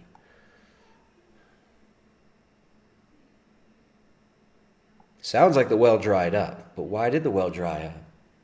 And where's that well coming from? Who are these donors who are single-handedly funding and directing these movements? Not these movements, but rather these groups of activists, these groups. Who are these donors? Who is their donor? When was it when we agreed when the donor agreed and we had a conversation about our new budget that we required for our goals this year and next year? When? Yeah, I mean, it was at the end of last year, I believe. Yes. Yeah, I'm just trying to clarify. So at the end of last year, they give a breakdown of all the money they're going to need for the next year. They have their whole lifestyle bankrolled for them by this anonymous donor. Not anonymous to them, but anonymous to us. Why anonymous to us? Who's the donor? Fine. Yeah. And then, so what I want people to understand is this donor was donating a very reasonable, basic nuts and bolts amount of money for an organization to operate. But then at the end of this year, our amount of money rose at the end of last year. And in this year, we were supposed to receive a large amount of money over the course of the year. And some of the money that we were actually supposed to receive was still from last year. They still didn't get all their money from last year. Well, I thought you guys were just doing this for the animals. You're just doing this for the animals. Why do you need money from last year? Oh, and I wonder what their salary is that they gave themselves. What's up, dude? You need something? What's their salary? We discussed the big campaigns that we had, like the AV Academy, which is obviously now paused, and the big campaigns we had this year, which are also paused because of the lockdown and the fact that we can't travel anymore, so we can't tour. So all of those were discussed and were approved towards the end of last year by this donor. And the way that they were going to send this donation to us was every few weeks they would send us a lump sum amount to reach that budget. That was so it set wasn't, for we the didn't year. receive the money all at once. It was. Oh, you didn't even get all the money at once. They rationed it to you. Man, you guys working so hard. Wow. Drips and drabs throughout the year. Yeah. And we have to remind the donor when to So send. every 3 weeks I would send, or 3 or 4 weeks, I would send them an email and I would remind them that, Hey, donor, we need some of that sugar money. Yo, sugar daddy. Yo, sugar daddy. We need your cash. Every 3 weeks. Just hit up their donor. they would send X amount, and it was going to be, multiple payments, 15 payments to be exact, so that we would reach that budget that they approved for this. Wait, how do they send the payments? Hold on. Remind them they would send X amount, and it was going to be, multiple payments, 15 payments to be exact, so that we would reach that budget that they approved for this year. And why don't you say what the budget is? Notice how they don't want to tell you what their budget is. They don't want to tell you what their budget is. Why are they so shit? This seems like this is very, very strange. I don't know what it is I'm looking at now, but it's weird. Who's the donor? What's the budget? Why are you so uncomfortable talking about all the money that you were given? Why is the donor giving you all this money? And why are you not comfortable with us knowing who your donor is, how much money you were given for your organization? And why are you both looking down blankly at the table when you're talking about your finances like this, like you feel guilty and ashamed? What's with the shame vibe? I don't understand this. I thought this is for the animals. Why you got to have shame about finances if it's for the animals? we basically received almost half of it, and as of recently, and that's when the donor approached us, and they were saying that they had some issues with us and they wanted to clarify some things. They apparently were receiving emails and messages from people. We don't know how people knew who this donor was, because this is the first time we're talking about this, I think. I think in the past we have said we do have a significant donor who does contribute in a big way to AV, but we've never really talked about it. So we don't know how people found this person's contact. Well, we have our suspicions. Right, but we do know that people were emailing and messaging them and saying that, for example, AV doesn't send chapters any money, or AV is... Well, let's be specific about what we heard. Right. We only heard that, what you just said. And also AV is... Racist. Yes. Racist, homophobe, bigot, transphobe. All right, let's skip forward. You got that part. Let's jump. Let's see what happens at 19. Jump forward 10 minutes. I know, guys. I know they're so boring, but it's for the animals. This is very important that you understand Do you understand what they need for the animals? And I still don't really understand though. So let's work harder at understanding this situation for the animals. Vote in the decision making for AV, and the people who would be appointed at that table at this board of directors. Wait, hold on. All right. Yeah. So here we go. Here they start talking about. It seems like they're talking about the structuring of their organization, and how this has been directed by big donors. Who are the donors? Who's directing your organization, dude? I swear. So of course it does look to us, and this is not something that they had clarified when they started their relationship with us as a donor. It was just all of a sudden. It came out of nowhere, so it doesn't seem reasonable to us. We it found doesn't seem genuine. We found it suspicious, and we knew that there was more at play. Yeah. So we kept digging deeper to see what was going on here, because we know for sure there are people that this donor donates to that swear. There was a request that felt like a demand, actually. It wasn't as seriously delivered as the swearing point and the post, but it was a very stern request. And the request was for us to have a board of directors replace the way that AV is structured currently, so that you and I would only have a seat at the table of many. So we do have a board of directors right now. It's just 2 people on it, right? Yeah, right, exactly. Instead of 20. No one person makes the decisions. No.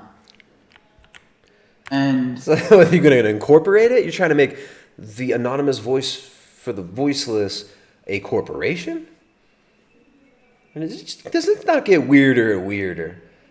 Does this not get weirder and weirder? You get the donor, comes in, bankrolls, sugar daddies your whole operation for a whole year. You're dependent on him. You love him. Daddy, I have to come to you every 3 weeks for money. And then daddy, who's giving you money every few weeks, starts telling you, put a couple people on your board. Why don't we get Joey Carbstrong in there to direct your board? Joey Carbstrong on the board of directors. And your anonymous voice for the voiceless.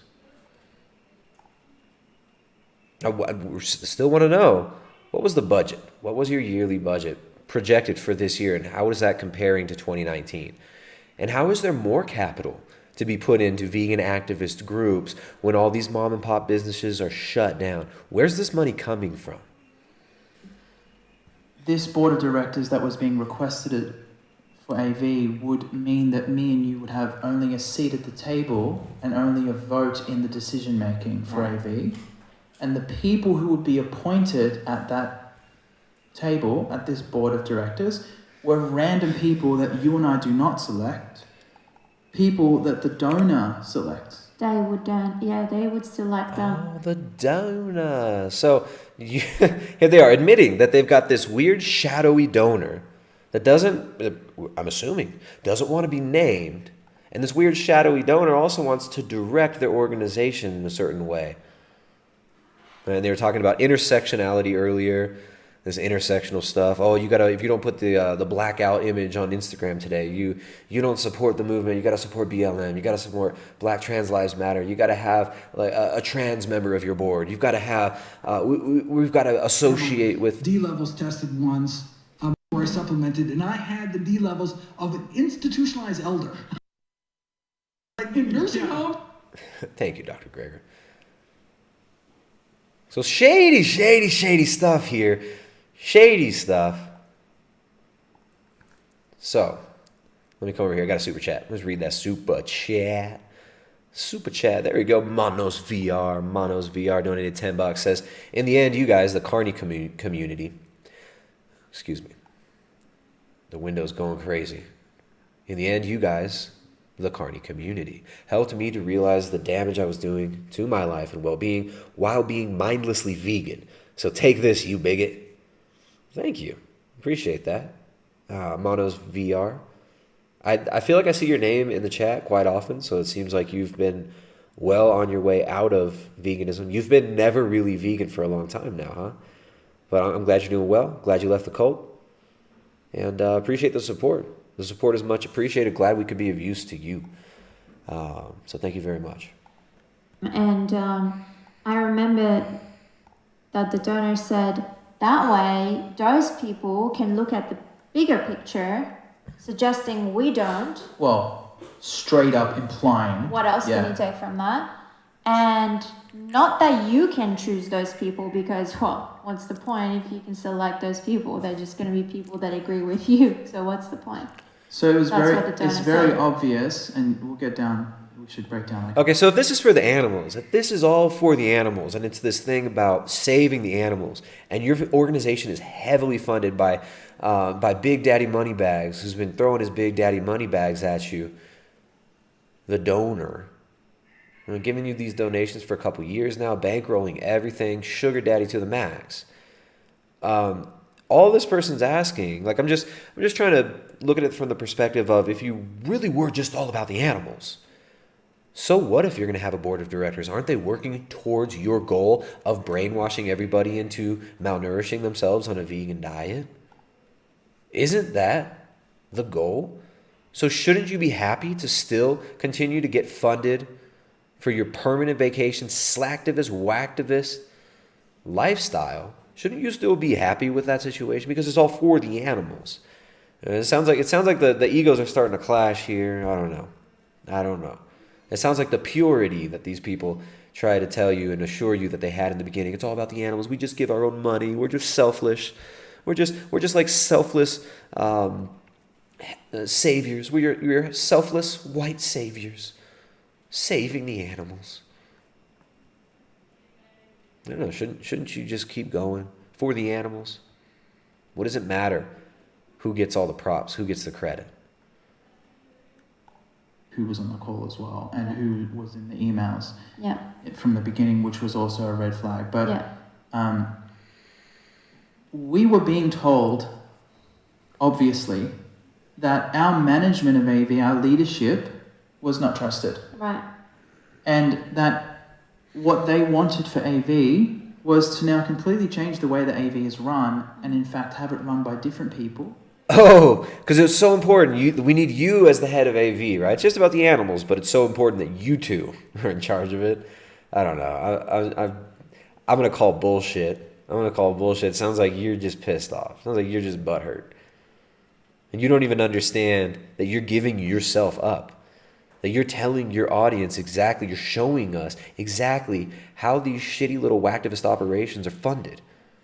Very often through single donors, through big sugar daddy donors that make the big decisions and choose and select who they flood with money so that those people can become the major influencers in the said space that they've been chosen to represent whatever interests are behind the shadow donor.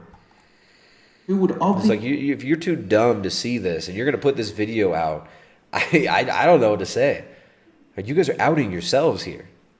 You think you're just turning on Joey. You're slamming Joey. You're showing Joey to be this like not as cool of a vegan as you are, right? Joey's bad. AV is good. But most people who are coming at this from an independent perspective are gonna think you guys are both shady and pathetic, right? Joey's like your best bro. He's your best buddy. He's your best dude. Why did that video? A video was made private. What video was made private?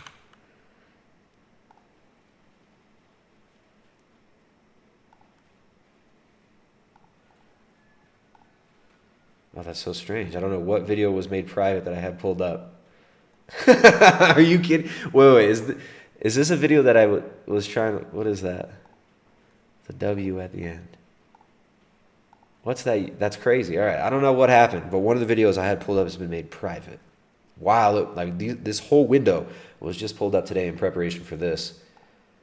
That is so strange. Anyways. I don't know what freaking video that was, too.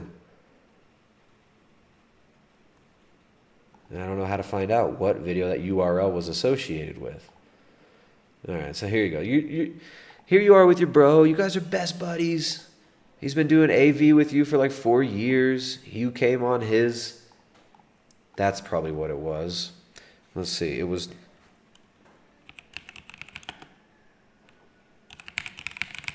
It was the Paul Bashir, Joey Carbstrong holding people accountable. All right, that's what it was. So I had this video pulled up. It was from Joey's channel, and it was the video of him talking to Paul Bashir, had him on his podcast, and they're broing it up, talking about how Gary Yourofsky saved them from being evil carnists. It wasn't the Veganville video. All right, so anyways, this is him. No, you're my brother, man. Thanks so much, brother. Hey, bro, I really thanks for your work. Yeah, man. I'm really proud of you, Joey. Yeah, you too, brother. I'm grateful that you're here with us and you're loving together, mate. Love you too, bro. Hey. How disingenuous and fake that is, right? So this is not about the animals. This is about their egos. Come on. Brother, man. Thanks so much, brother. Hey, bro, thanks so much. You're my brother, man. No, you're my brother, man. Thanks so much, brother. There's so much spite. Look at the spite between these guys. No, you're my brother. No, I love you and you're my brother. It's just like amazing. Oh, you're so good, mate. That you do the same thing as us and you have the same aesthetic as us. And you take the funding that we believe we should be getting it. Oh, what's up, bro? Man, thanks so much, brother. Hey, bro, I really thanks for your work. Yeah, man. I'm really proud of you, Joey. Yeah, you too, brother. I'm grateful that you're here with us and you're loving together, mate. Love you too, bro. Right. We're together, mate. Love you too, bro. Right. Man, we need someone to caption that conversation with what was really being thought. This is pure spite right there. Yes, and these people have nothing to do with AV. They've never been a part. I don't even think they've ever been to a cube. Probably not. We've never known them to be a part of AV. We have never formed a relationship with them of any kind. The donor has only been to the cube once. So we don't want to share the name. Regardless of what we went through with them recently, we still would like for them to stay anonymous. Mm-hmm. We respect. Someone in the audience must know who this donor is. Someone's got it. Who is the donor? And who else is this donor bankrolling? Their choice to stay anonymous, so we're not going to reveal their identity. But everyone else's, we're going to share their name because we don't see why we shouldn't. It's only right that we do that since they involve themselves. People are used to AV just taking shit from everyone and just being the easy type. No. People are used to AV doing stupid ass, lame street theater and annoying people with slaughterhouse porn videos in the streets. People are used to that. People are used to AV dressing up like wannabe Antifa for the animals and going out with your fucking iPhones and your iPads and showing slaughterhouse porn to people. While Joey Carbstrong or Paul Bashir say, "Oh, if you don't stop all this, you're a hypocrite, mate." That's what AV's known for. You're known for your stupid ass fake street activism. That's what you're known for. Haggard. Yeah. Yeah, and we're the bad guys apparently in this movement. One of the people that was being requested to be on the board of directors, his name is Matthew Glover, and he runs $1 Million Vegan and Veganuary. He has no relationship with neither myself or you. Also, and he felt entitled to be on that board of directors, and the donor was the first person to suggest Matthew. Yeah, people like Matthew. And I just want to say, I think you said you once had some kind of contact with this person, but that was the first time I met them. One call. Right, so that was the first time I met them on a phone call. They are involved in this. Taking issue with a comment we made. And they are taking issue with multiple things, and they keep commenting on things, and we're just thinking, who the fuck are you? Yeah. Who the fuck are you? I'll tell you who these are. These are some of these climate crisis well-funded whacktivists who are getting huge donations from NGOs, banks, investment funds, big tech, and the World Business Council for Sustainable Development. They say fight climate change with diet change. That's their slogan. And look at this grassroots movement with all their grassroots t-shirt. This is where the money, some of that money was coming from. We got $1 Million Vegan. $1 Million Vegan, Matthew Glover. Pope Francis has spoken at length about humanity's irresponsible use of the Earth's resources and the urgent challenges we face to protect our common home. Right? Even Pedo King Pope Francis is on board. His 2015 encyclical letter reveals just how deeply Pope Francis cares for our shared home and all its inhabitants. $1 Million Vegan's website is typical UN global homo propaganda. Animal agriculture is destroying the planet. Oh, there you go. What does the Bible say about veganism? So using these same talking points, these Seventh-day Adventist weird talking points, misinterpreting Scripture, misrepresenting science. So you got $1 million vegan trying to inch in on that. Where else is the funding coming from? Where else is this funding coming from? Thank you guys for showing exactly who it is that pushes your nonsense. Who it is. Who is that's funding this stuff. And while you're trying to attack each other, you're showing us exactly how this movement works. So thanks, dummies. Why are you in our business right now? I mean, I don't understand. Anyway, we gave them the benefit of the doubt. Right. To begin with, we just were playing it as it, to see out how of respect how it for the played donor, out. if they want to have this person on the call, that's fine. So soon enough, we come to find out that the issue that Matthew has with us was me saying in that 1 hour video, the live stream that we did following the BLM post, that we are the only organization internationally that focuses on animal rights.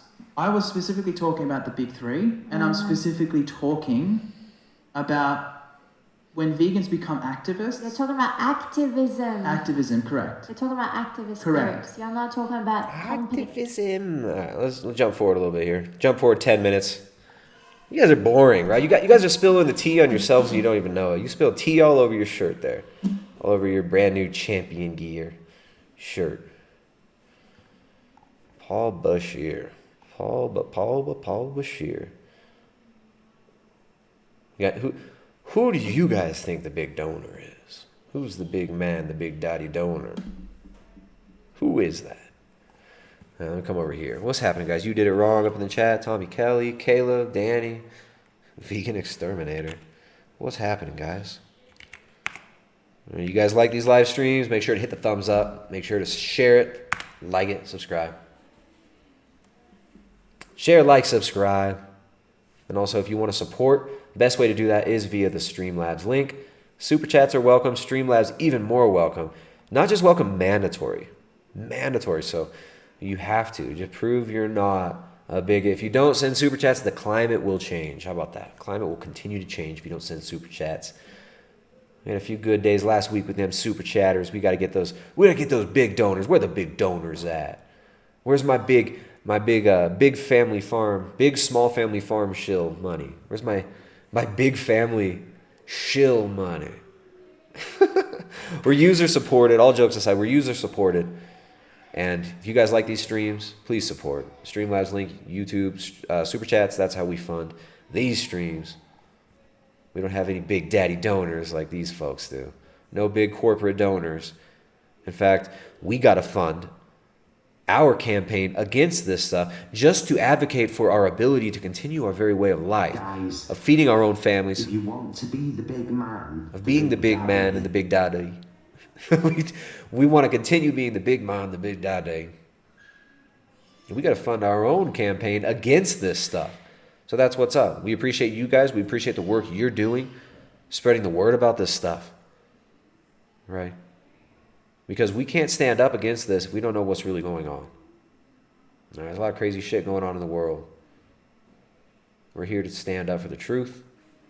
We're here to support real local food production, regenerative agriculture. We're here to eat meat and make families. Rat Splatigan donates $10, says, dude, bro, I've reported you to SPCA, ADL, Extinction Rebellion, Hope Not Hate, Susan Wojcicki, Mark Zuckerberg, the Ford Foundation, and some vegan chick who dumps blood on fur due to your radical human supremacism for the animals. Damn. That was well said. I'll resend that one just so we can see which GIF pulls up. I'm not having any difficulty. Again.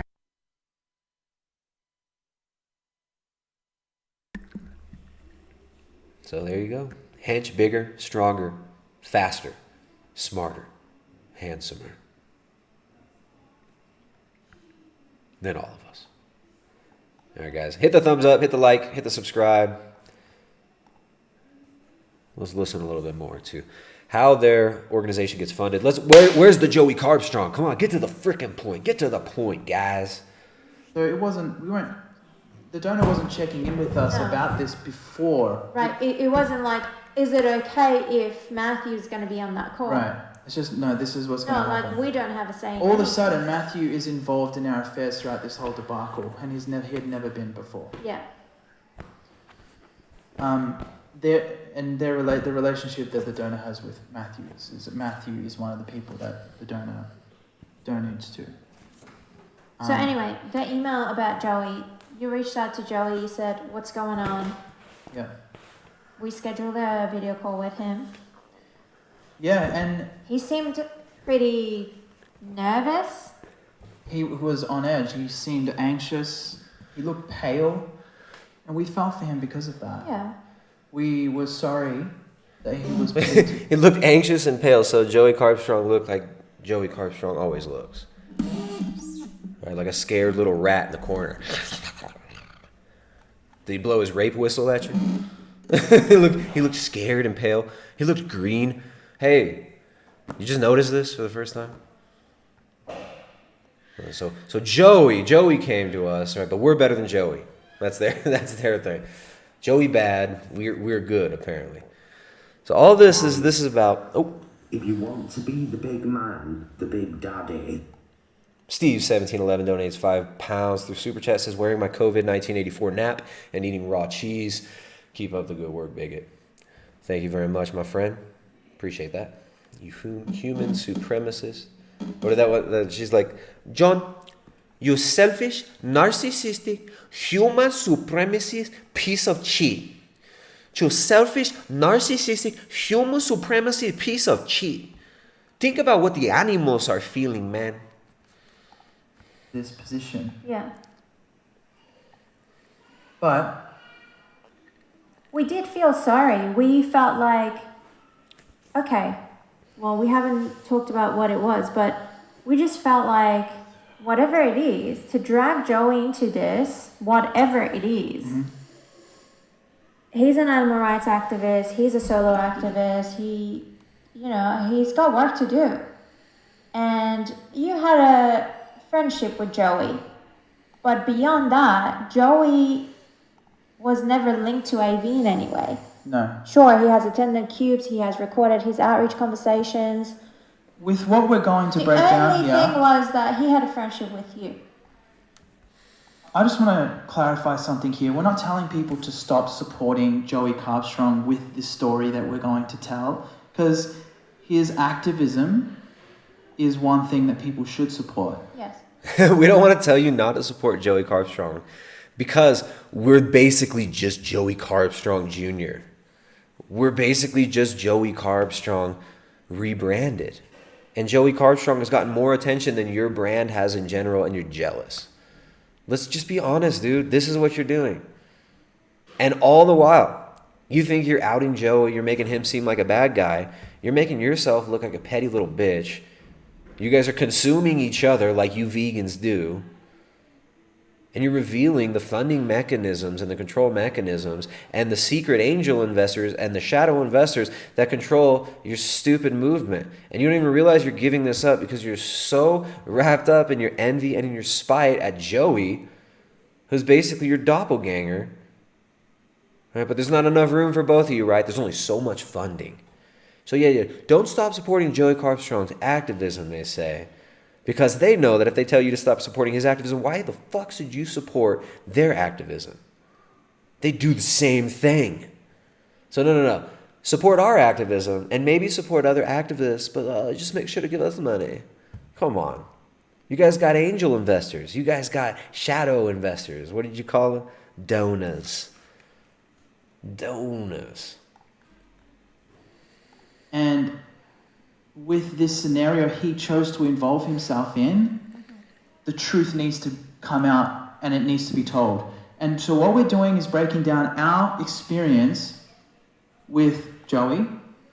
And initially we felt bad for him and we said, we're sorry that you've been pulled into this. Yes. But then shortly after that, we realized that Joey had completely owned his choice and became an instigator on behalf of the donor. So let's break down what happened in that first call with Joey. Joey said to us, look, the donor has come to me and said, He wants me to financially audit Anonymous for the Voiceless. Right, so he said, so we were like, oh yeah, what's going on? Like, we don't know why we're taking this call with you. Apparently they have an issue with us swearing, they had an issue with that post.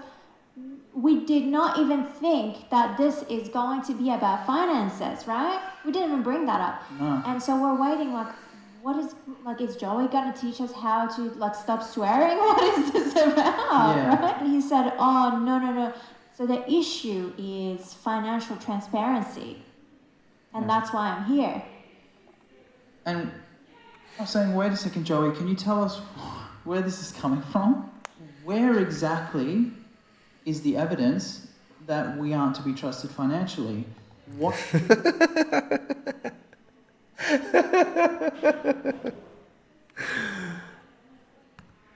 Do you really have to ask?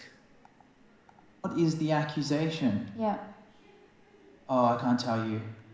I said, well, can you share what this chain of emails that you've been involved in, that you've had shared with you? Can you at least share them with us? He said, no. Go to the donor and ask the donor. All right, so we're left in the dark, and we're expected to work with Joe. The donor. It's like this. All these vegans, they have their shadowy Bond villain figure, the donor.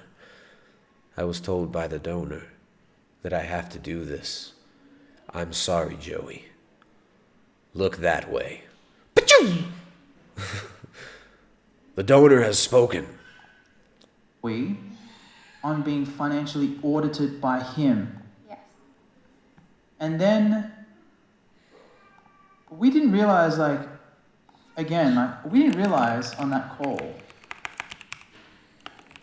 that Joey wasn't just innocent in this. He fully owned this as a reasonable request in his mind. Right. He thought that it was reasonable to be appointed as our financial auditor. And we didn't, the penny didn't drop for me until the second call and third call that I had with him. Third call, actually.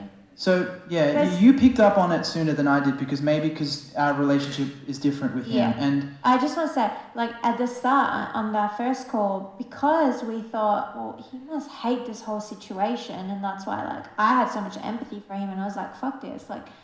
Why was he brought into this? And seeing him like that, I honestly felt bad, and I was like, this is embarrassing. We should be focused on our work. He should be doing his work. But then, later on that first call, actually, he brought up points that I was like, red flag, red flag, red flag. I was like, it seems like he's actually made an assumption or made a decision that, these guys do seem a bit dodgy.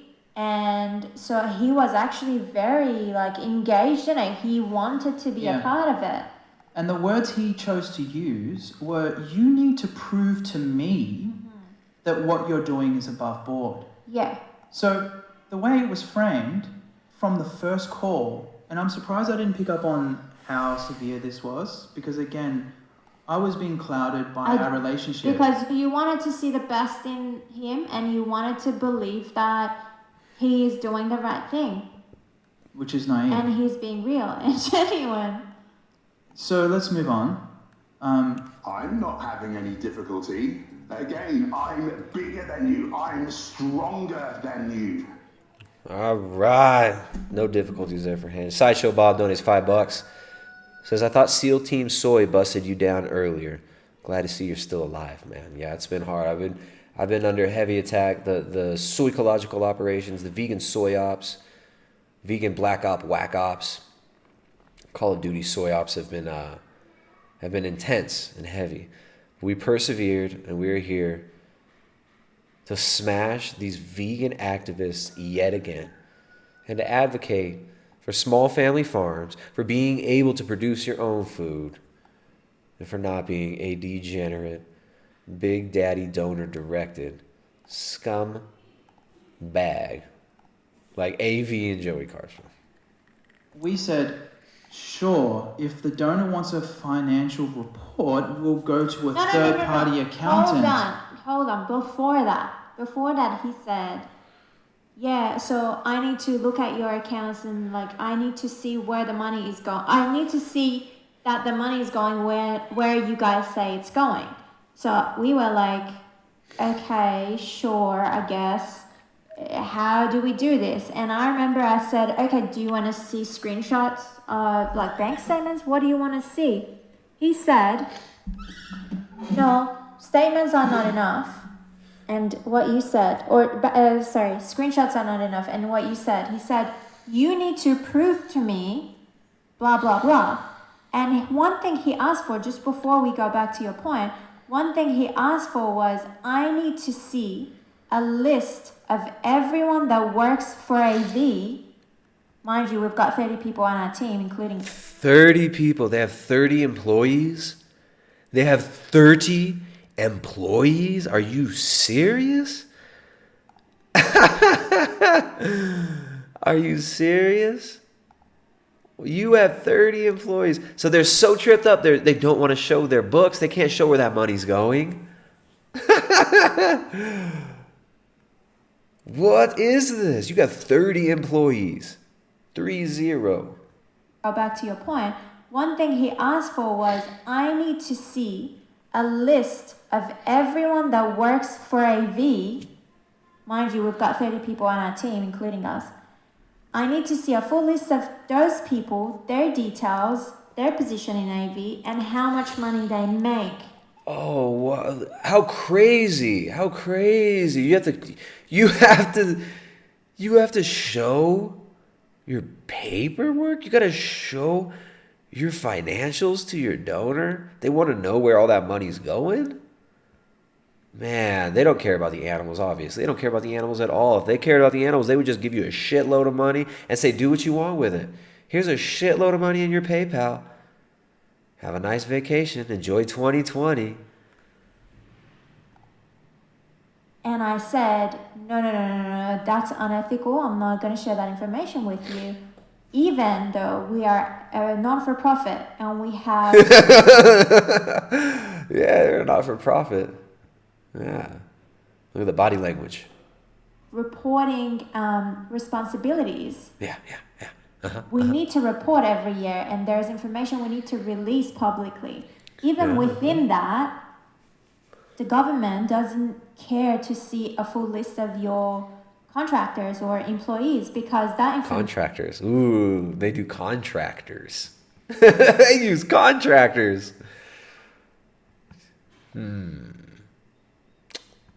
Grassroots, right? Grassroots. Information is confidential. Maybe somebody doesn't want people to know that they work for AV, for example, because they work for a different company and they don't want this information to be shared publicly. Or maybe they don't want people to know how much money they're making, right? So yeah, maybe you don't. Maybe you don't want us to know how much money you're making. This information is confidential, and for Joey to think that it's okay to ask that, and even though I explained it to him, I don't know if you remember, but I explained this to him and he still said, no, I need to see that. I need to see that list and I won't share it with anyone. So he kept asking for it.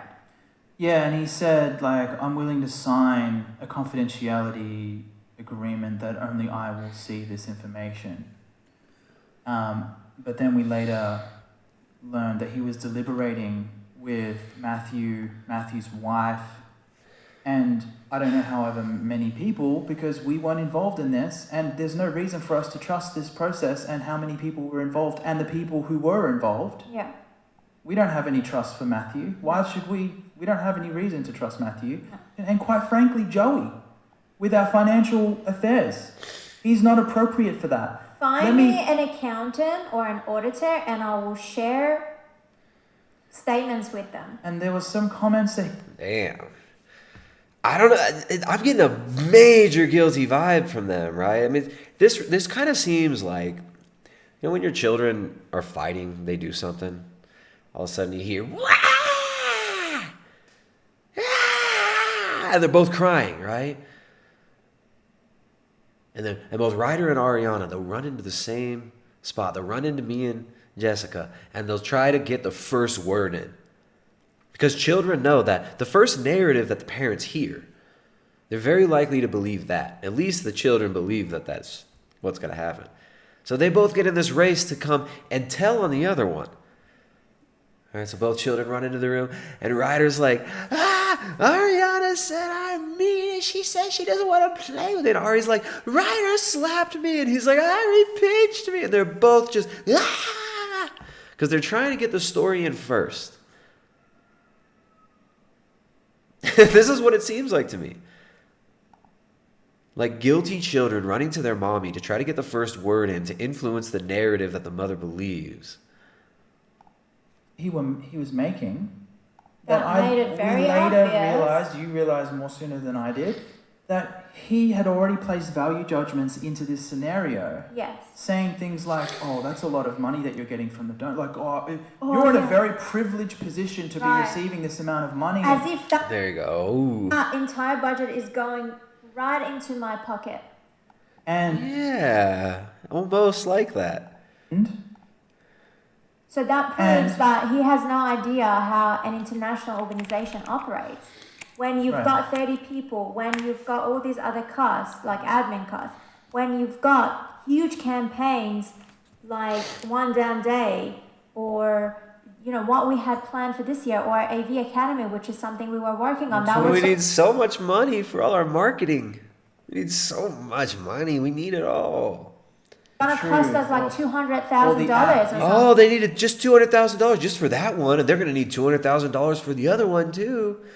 How many hundreds of thousands of dollars are you raking in? There's the first number that was thrown out. $200,000 just for one little thing, which is just the small portion of what they're really doing.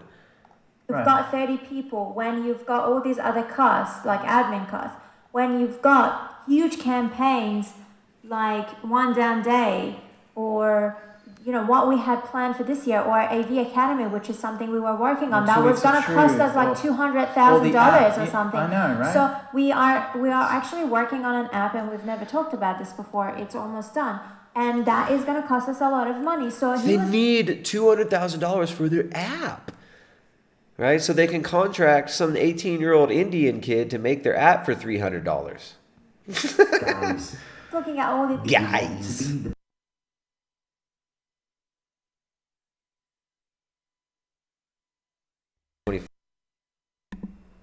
Just for Kicks wants to be the big mom, the big daddy. Donates $25. Best super chat of the night. Best super chat. Thank you very much, Just for Kicks. Just for Kicks says, takes no genius to know these morons are guilty. Right. Even this moron knows that these morons are guilty as hell. This budget, and he was like, this is a lot of money for an app. This is a lot of money. And we're like, have you looked into this stuff to know? And do you even care to know what we're working on? Because the app is going to be super professional, etc. You don't understand. This is top tier app. This $170,000 app. This is like the app to end all apps, bro. It's costing us at least $600 to make with our Indian labor pool. Well, he said, oh, this is a lot of money for an accountant per year. Joey, do you know how much it costs to just take a phone call with an accountant? They actually fucking charge you per app. Yeah, but you can't be your own accountant and pay yourself, Paul Bashir. No, not... Well, sounds like there's a lot of money flowing through this. A lot of money. And they're dropping $170K on an app. You know what I could do for the animals with $170,000? With all that money, shoot, I could get 170 animals and liberate them into my own pasture. I could get 170 pretty decent milk cows for $170,000 and give those animals a very nice life. Their $170,000 app for the animals. It's for the animals. Don't worry, it's for the animals. We need more money for the animals. We need to destroy Joey Carbstrong so we get his money for the animals. We need to make apps for the animals. This is activism, guys. Hardcore activism. or to do your accounts, they charge you. So that just proved to us that he's not the right person. No, that this decision to appoint him was misguided. We said, what does the donor exactly want from you? Yeah. And he said, I just need to know where the money's going. Okay. So we're like, okay. Why do you need a list of our contractors then? So we got off that. The way we got off that call was, we're going to contact the donor. Yes. This is what we said. Yes. And we're going to get more clarity on what exactly is required here. Yeah. You haven't even been briefed comprehensively. Yes. You don't even know what to look for. what you're looking for. We don't know what to give you. So let's communicate with the donor I directly. haven't even been briefed by the donor. Have you gotten briefed by the donor recently? You haven't even been given the latest brief by the donor? Man, it must be out of the loop. Go ask the donor. He'll help you. Instead of talking through Joey Carbstrong. So we went back to the donor, and the donor said, I don't want any part of this anymore. You have to deal with Joey Carbstrong. Yeah. Shafted us. Dismissed us. Before we got to that second call, I sent him a voice message and I said, listen, Joey, based on that first call we just had, I think that you're way out of your depth. He mentioned an accountant, and we later learned very quickly, actually, that your accountant's a UK accountant. We're an Australian organisation. Even the donor thinks you guys suck. Even the donor's like, I don't want to get involved with your stupid-ass jealous hissy fit. And now the donor's probably bummed because there's a bunch of internet sleuths trying to figure out who the donor is. Who the hell this donor is. Who is this donor, Joey Carbstrong? Who is your benefactor? You didn't even think that would be common relevant? sense. Like, it's so obvious. Like, the law would be very different. That in and of itself points out how inappropriate he was to be doing this. He's just not the right person for this. And one more thing I just want to bring up. After he explained what the request was, everything, and seeing him like that, I said, why exactly did you accept? Why did you say yes? Because if they asked me, I would say, thank you, I really appreciate that you consider like me. However, I'm not the right person for this. I feel out of place. I feel like it would be inappropriate for me to be put in this position. And his response to that was, so he hadn't even said, no, I don't want to do this. You know, he hadn't even said, how about you get somebody else to do it? He tried to justify it. He tried to explain it to us. And one of the reasons was that, maybe because they thought I'm friends with Paul, and so it's better for me to do it than a stranger. Yeah. And we thought that's actually worse because your friendship is now at risk because an accountant or a random person is not by it. All right, so why are you so offended that they want to see your financials? Your donor wants to see where you're putting all his money, and that's offensive? I don't know. Look, I'm no fan of Joey Carbstrong. And this is exposing Joey Carbstrong for also being a little hoe for that cash like you are. You got the same sugar daddy. But it seems to me like you're just on a jealous tirade right here. And you're blowing it for everybody, including Big Daddy Donor. Let's jump forward. Whoa, look at the body language now. We're getting even more uncomfortable, folks. We didn't think it could get any more comfortable. Uncomfortable, rather, but here we go. Like that in and of itself is completely absurd. For someone to ask that and think it's okay to ask that. Oops, let's back up. Ask what? Our personal... Sorry. And provide them with that information. And we said, we'll cover the cost. It doesn't matter how much it's going to cost. AV will pay for it. They said... It doesn't matter how much it costs. AV will pay for it. As long as they get Big Daddy Donor's dollars, right? That is not good enough. Even bank statements wasn't good enough. On the third call, Joey comes back to us. I'm on the call, you're not. Comes back to us and says, that's not good enough. What I need from you is your bank login. Your username, for your internet password, login. For your bank, so I can access all of AV's banking information. Joey Carbstrong. Oh shit! What? Joey wants your login details. What is your bank login? Your username. For For your internet password login. for your bank so I can access all of AV's banking information. That sounds totally legit. Why would you not want to give Joey Carbstrong, convicted violent criminal, convicted drug dealer and violent criminal, why would you not want to give him your bank login information? What kind of a bigot are you? Carnivore Retaliation says, imagine asking a convicted drug dealer, violent offender to be the moral investigator of a fraud. Michael Morris says, Joey the accountant's Carbstrong. So we got Joey the accountant, the consigliere of the donor. Joey, in the trenches. In the trenches. For the animals, of course. For the animals. What the hell is going on here? Joey, who here is going to trust Joey Carbstrong with their bank login information? Here's Joey Carbstrong. This is from a little over, well, almost 2 years ago. That's January 2019. Here we go, 2019. Oh, what an innocent time that was. Here's Joey Carbstrong. Oh my god. You like fishing? Oh, sorry. Millennial, Oops. doing drugs, claims that he was a violent criminal, carrying guns, hitting people, and editing. Sorry, I'm trying to get here at the end. One more time. Let's hear how Joey advocates veganism to a 12-year-old.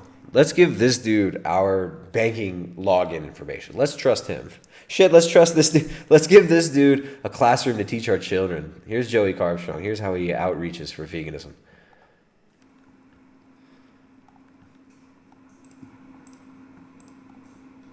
Hey Mason, you want to go live?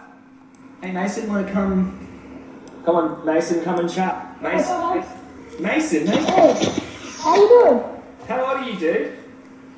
I'm 12, bro. You're 12? Yeah. Oh my god. I like fishing. You like fishing? I'll check out your Instagram, but dude, would you kill dogs for fun? Dogs for fun? No, I have a You got a dog? Yeah, I got a dog. Hey, buddy. What's your dog's name?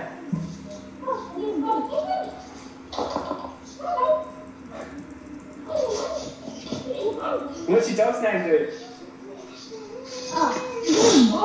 Buddy?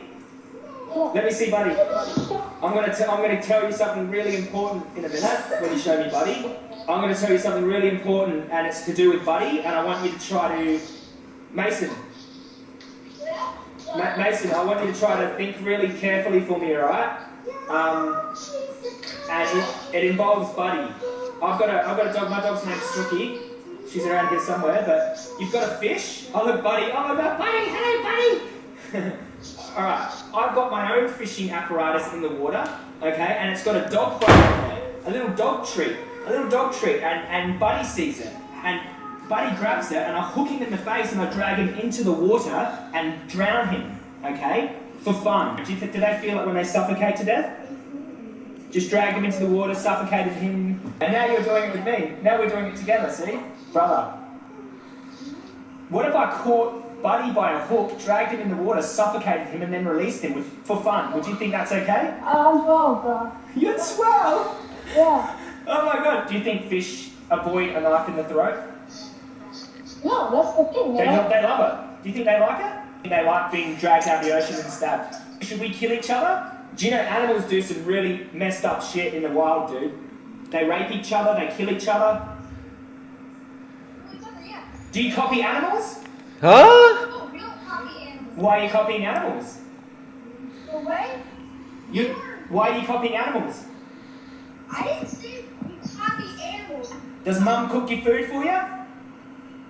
So if I slashed a dog's throat open, if I slashed a dog's throat open, it's stunning dogs in slashing their throat open. Like, I'm 31 years old, but when I was 12 years old, I wish someone had this conversation with me, okay? And Mason, what if we bred humans into the world to eat? We genetically modified humans to be big enough and juicy enough to eat.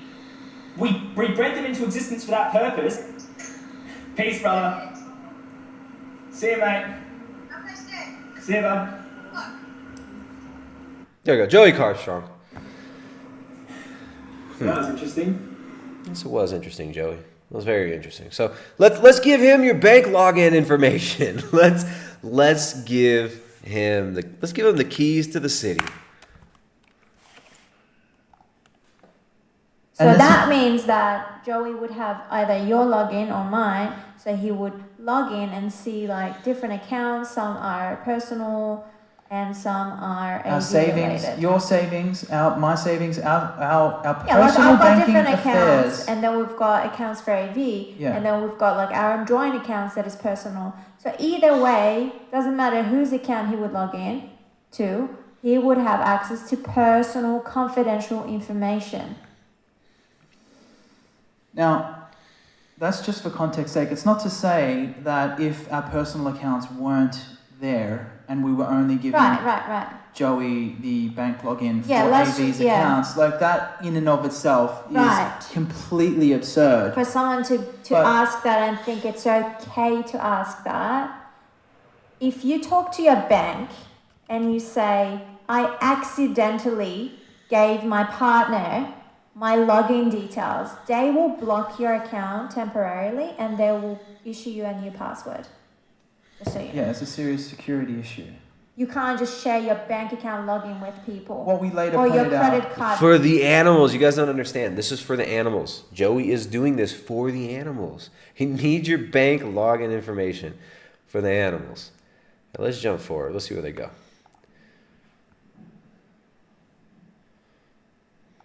Only vegans could manage to make this story actually boring. They're doing like a pep talk to each other too. It's just there's just such a guilty vibe that they exude. I don't know what it is. I don't know what it is that they're deceiving us about, but it sure doesn't seem like they're being forthcoming, and they seem very concerned. I still think the shamed child running to tell mommy first about what his sibling did to avoid getting in trouble is kind of the apt metaphor for what we see going on here. Payments, like we said. That's what Joey saw, and that's what the breakdown was for. The breakdown of that suggested budget. But like I said earlier, we didn't receive that budget. We received less than half of that budget this year, and Joey was acting as if we have received the entire budget. Wow, and they only got half of their money so far. Oh no. sitting in our bank account. Yeah, exactly. And this is what we tried to explain to him. We hadn't received the budget for our tour that was planned for this year. We didn't end up touring at all. We didn't receive the budget for our big campaigns this year. And we didn't receive all the budget for our payments for the entire year. Aww. So the other judgment that he had was, he kept comparing it maybe to the money the funding that he's receiving, because he said, I live very modestly. I live very modestly suggests that either we don't, or we're wasting the budget, or something like that. He didn't know how much we receive as our salary, or he didn't know how much each person on the team receives. And even if he was thinking like that, whatever he receives for his funding, that he says he lives very modestly with that money, multiply that by 30-something people, and plus other things that you need to run an organization, plus Like what, $200,000 for an app? all the campaigns, and see if that budget is still that big to you. Dude, all right. We got to find this big money donor. Whoever their donor is, I'm getting the feeling that he's as dumb as they are. Whoever's managing this money at this mid-level management position for these stupid little wannabe Antifa for the animal groups is almost as dumb as these activists. And I want to meet this person. I'm sure we can switch this person to wanting to fund organic agriculture, local production of food, small family farms. Let's see, we got to get the donor to switch sides. We need this donor, guys. We need this donor. We got a dumb-ass donor that's getting fleeced by these vegans. No, I'm kidding. I don't want your funny money. I don't want your big pharma money. I don't want your big ag money.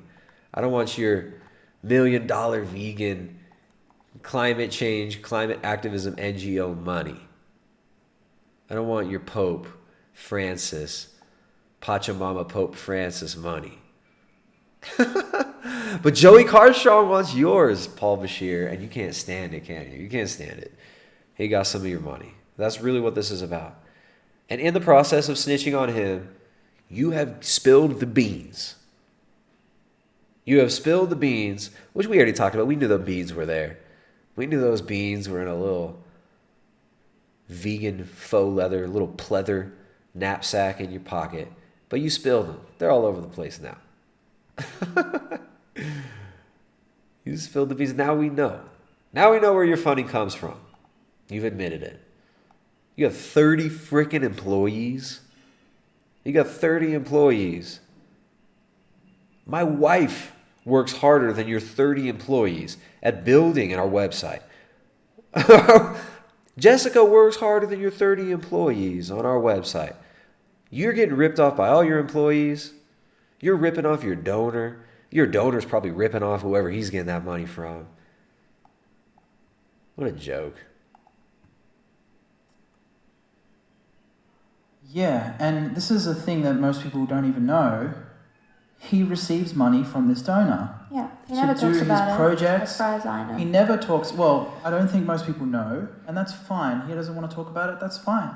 But don't come at us like we're lacking transparency here when your Patreon doesn't even show how much money you receive. Right. He doesn't show what he gets on his Patreon. Now, Earthling Ed made the mistake of letting us know he gets about $8,283 per month from his patrons.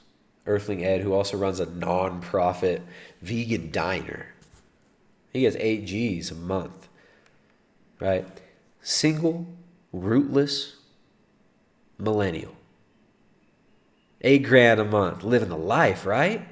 Living life. Who do you think controls these funds?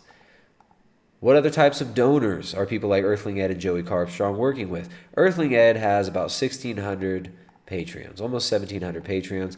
Joey Carbstrong, probably jealous and hateful of Earthling Ed because he's got 614 as opposed to 1,600. So he's got about a third of that. He's probably pulling in $2,000 to $3,000 a month at least just on Patreon, Joey Carbstrong. Remember, he lives a modest life. He lives a modest life as an e-celeb. But he also has the donor. The donor also sponsors him. He also has his angel investor. He also has Big Daddy money bags behind him. And now we know, Joey Carbstrong, now we know you got your Patreon money. We know from Tommy Kelly, who's in the chat right now. Shout out to Tommy Kelly, who worked with the Save movement, who worked with guys like Joey Carbstrong. You make these people crowdfund your flights, your food. You stay for free everywhere you go. All that Patreon money, we know you're not spending that on your activism because you make people set up GoFundMes just to get you to come speak at their stupid little gay events. Joey Carbstrong. What else do we need here? What else do we need here? We see the funding mechanism. We see how these people are funded. We see how these people roll. They're jealous of each other's funding. But it's all just for the animals. It's for the animals. It's all for the animals. It's all just for the animals. So Joey Carbstrong versus Paul Bashir. They're outing each other. Who knows how long this is going to go? Who knows what Joey Carbstrong's response is going to be? I don't know if there's anything worth watching for the last, 25 minutes of this video. Let me come over here to the chat and see what's up. I don't know if you guys are liking this live stream. I don't even know. Let's see. We had 200 something watching earlier. We got 166 now. You guys don't care. You guys don't care? You guys want more? Desert Fox, there we go. Somebody cares. Somebody sends a super chat at least. If you guys do care, if you enjoy the content we have here with no big donors except you, consider supporting us via Streamlabs and super chats. Streamlabs is the best way to go. Prove you're not a bigot by supporting the work we do here. We're totally user funded. We got no big daddy donors. And we're here spreading the truth, fighting this bullshit, and spreading awareness of what's really happening in the world. We appreciate the support we do get from the audience. We appreciate all y'all's support. I got my D levels tested once before I supplemented, and I had the D levels of an institutionalized elder. Like these people who are like in nursing home. I don't know Why? But that's so funny to me. There's something that's so funny about that to me. Desert Fox, got Snake Plissken over here. Desert Fox sent $20. Doesn't even say anything. Desert Fox, thank you so much. Desert Fox cares. Desert Fox wants to see more of these streams. If you guys want more of these streams, support the dang streams. Super chats are all right. Streamlabs are even better. All right, we'll finish this up. I got a few other videos we could watch, but it might be better to save those for another stream. We've got all sorts of potential topics to talk about. But I think this is very fitting. It shows us what we've been saying for years here, that these groups of fake activism, of slacktivists, these groups of fake grassroots slacktivist activism are well-funded, are organized, bankrolled, and directed by big money interests, and are human. Look at the infighting. Look at the petty, bitchy vibe of Paul Bashir here crying about Joey Carbstrong getting money. Because Paul Bashir wants that money. But he wants the money for the animals. He wants it for the animals. Don't worry, it's for the animals. It's not for his own selfish desires. He's not seeking his own glory to be, king freaking ding dong of the whacktivists of Antifa for the animals. No, they just do this for the animals. Earthling Ed just needs $8,000 per month. Plus, who knows how much he's getting from people like The Donor. Joey Carbstrong doesn't even tell you he gets money from The Donor with his 614 Patreon patrons on top of that. No. This is all for the animals. You've got that blocked, and yet we're expected to give over our bank login. He also does receive money through PayPal and things like that. And he also receives this funding from the YouTube same donor. money. Obviously, he's getting YouTube dollars. Right. So everyone is obsessed with AV and they think they feel entitled to point a finger and question AV. Right. Oh, No. Everyone's not obsessed with it. They know you're scammers. And financial transparency. But yeah, Joey doesn't talk about the fact that he does receive a big amount of funding from this. Let's deflect, right? We all know Joey's a sketchy liar. We all know Joey is a certified sketchy guy, right? We all know that. Why are you deflecting? I'm not having any difficulty. Again, I'm bigger than you. I'm stronger than you. Well, thank you. I understand, Hench Herbivore. You're bigger, you're stronger, you're better. Gertej donated $25.50. Damn. $25.50. Gertej says, can we watch the latest Mark Passio show? Specifically, What on Earth is Happening? Episode 236, starting at 103.33. You were so clever to make this 50 cents bigger than the biggest donation so far tonight. So you're the least bigoted person in the chat. And you know that if there are generous super chats, we are inclined to take requests. We can become somewhat of a jukebox here. Of course, we ain't sure.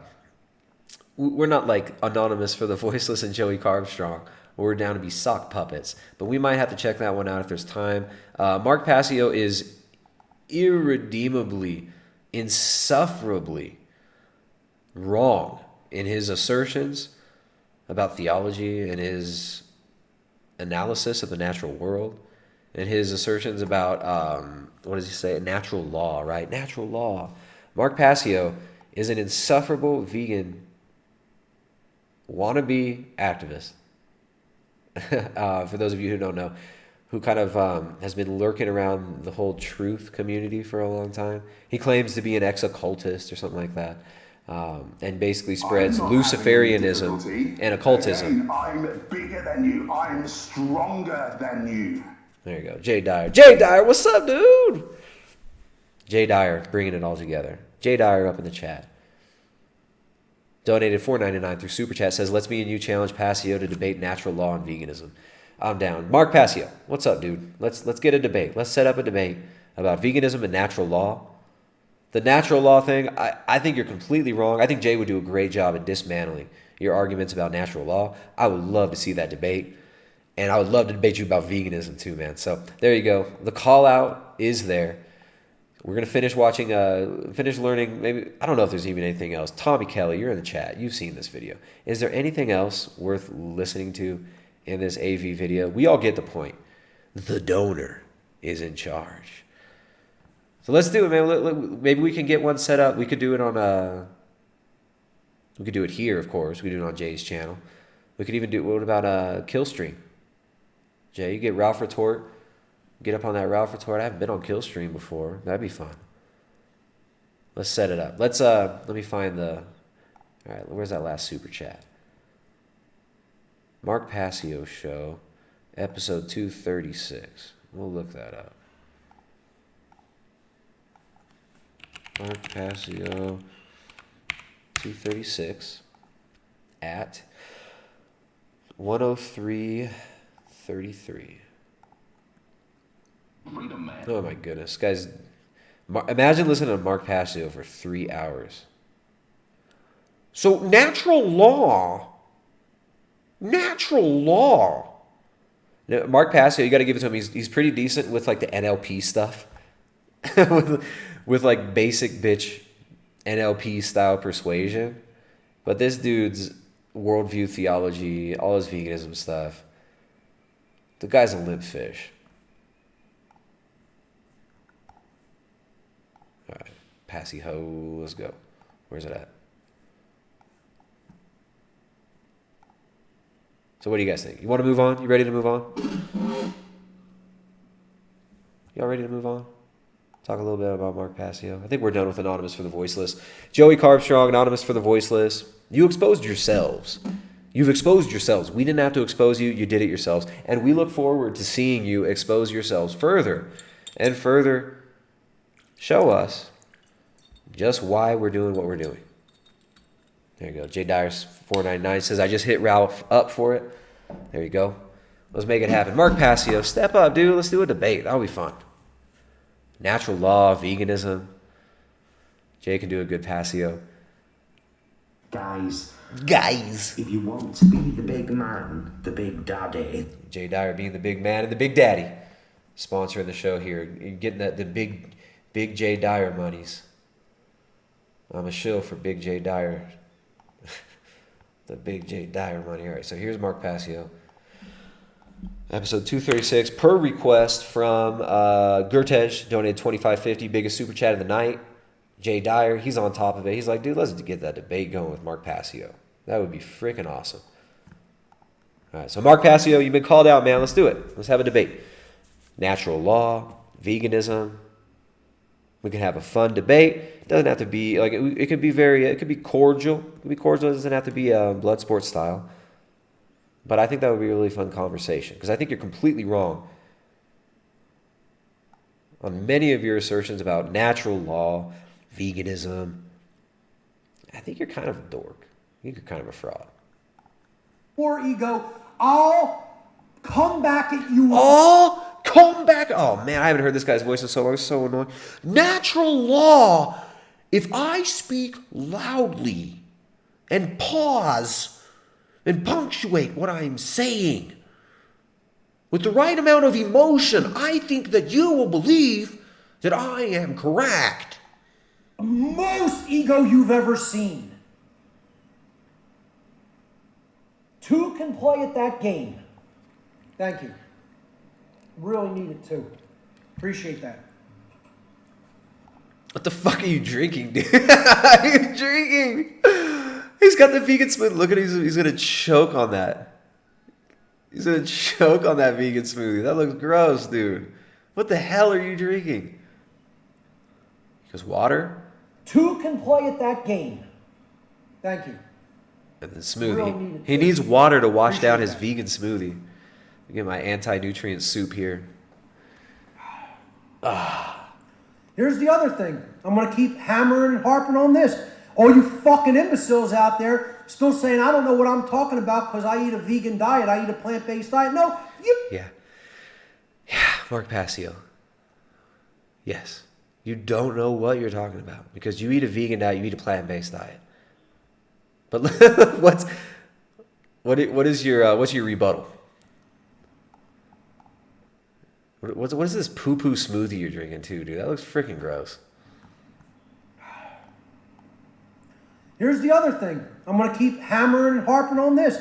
All you fucking imbeciles out there still saying, I don't know what I'm talking about because I eat a vegan diet, I eat a plant-based diet. No, you don't know what the fuck you're talking about. Oh, no, you're the one with the shell on it. Shut up, Richard. You're the one with the shell on it.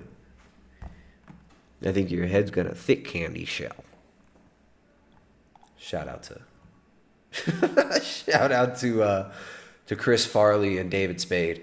He's doing the bit, you guys. He's doing the Tommy Boy bit. Nah, you're the one with the shell on it. Shut up, Richard. Shut up, Richard.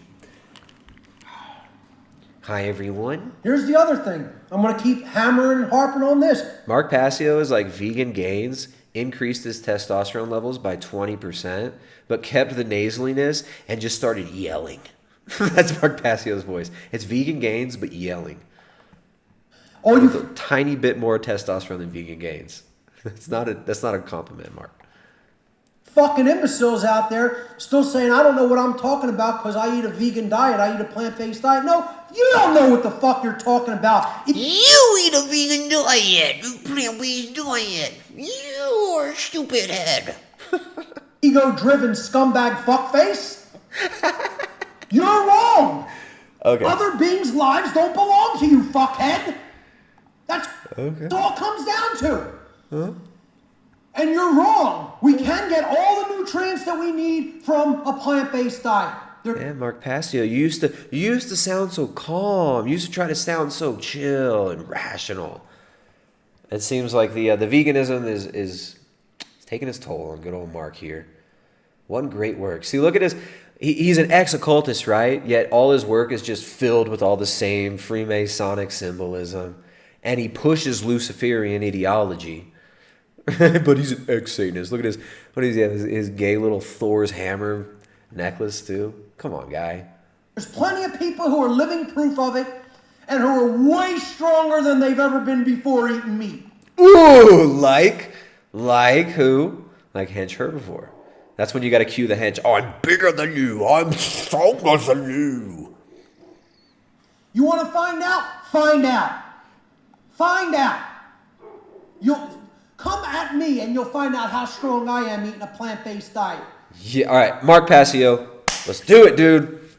Let's do what you wanted, like a strength competition, mud wrestling, arm wrestling, smoothie chugging competition. What do we have? I'm calling you out, Mark Passio. I'll come at you. What are the terms, bruh? What are the terms? Show us how big and strong you are. You're so big and strong. You're so good for the animals. Okay? You'll find out. I'll hit you with some ego like that. Ooh. Trust me, you don't understand who the king of ego is. I'll show you the fucking king of ego in the physical domain. That's still a fucking person who's spiritually enlightened. Spiritually enlightened, guys. This is the face of enlightenment. This is the voice of enlightenment. This is the voice in the face of vegan enlightenment. This is Mark Passio. Mark Passio, come on, dude, let's do it. Let's do the debate.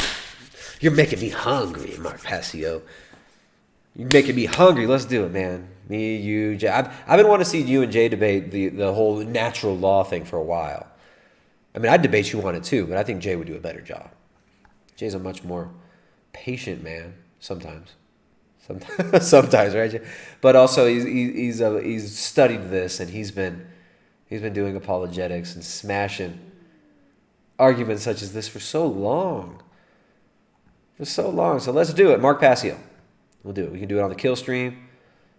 If Mark Passio won't step up for this debate, I'd be surprised. Come on, man. You're calling all of us out, and we're accepting the challenge. Jay Dyer and I, let's do it. Let's do it. You bring a homie. We'll have a 2-on-2 fun debate. It'll be great. Because I'll take out all those tools, but they won't rule me. I'll take them out when I have to. And use them. That's the difference about being a complete person versus being a half-assed person. who's either all logical left brain or all woo-woo right brain. No, my ego is still here. It's not destroyed or it's not killed.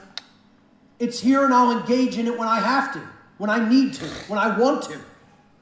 And I can put that tool down and be selfless if I need to.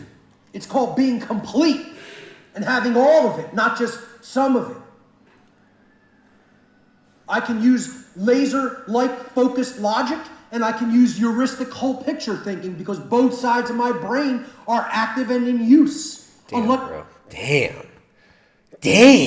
Like most dumbasses out there. Ooh. And no, you're wrong. And I'm not going to make it the big issue here, but you are wrong. All the people who say it's just fine to go and kill other animals and say, I could just use them as I see fit. You're wrong. So, Mark Passio, is it okay for other animals to kill other animals? Is it okay for other animals to kill other animals? It's not okay for us to kill animals? Why? And these are some of the questions that we're going to have to ask Big Daddy Mark Passio here in the debate. Mark Passio, you better accept, dude. Wrong. And no, it doesn't mean that you get weak when you eat a vegan diet. You do. Weak when you do it wrong. Continue. You get weak when you do it all at once. Ooh, how do you do it right? Not all at once? I thought it's murdering innocent beings. You want to just slowly wean yourself off of murdering? Slowly wean yourself off of murder? Come on, dude. What do you mean? When you transition away from anything all at once, you're going to upset a balance that's already existing, pre-existing balance in your body. No. When people go from an all-vegan diet to an all-meat diet, they feel better. Astronomically better. They feel much better. Mark Passio, come on, dude. We see what's going on here, man. You're pissed off. You're hungry. Skateboarding teens in Hawaii, right? And you just imagine them shirtless all day. Right. Yes, you do. J Dyer 499. What's up, Jay? J Dyer says Passio can bring someone and me and you. Yeah, dude, that'll be fun. That'll be fun. Does anybody know Mark Passio? Anybody got an in with Passio? Let's do it. Let's do it. I haven't seen Mark Passio debate anybody. I've never seen him debate a single person. Who said go vegan overnight? I never said it. Go back in my archives. You'll never... Well, you said killing and murdering innocent animals. Why would you not go vegan overnight if it's so healthy, if it makes you so strong? How long should you take? Find it because I never said it. Dumbass. Whew. That doesn't mean that it's moral to consume flesh. That doesn't mean that it's moral to consume flesh.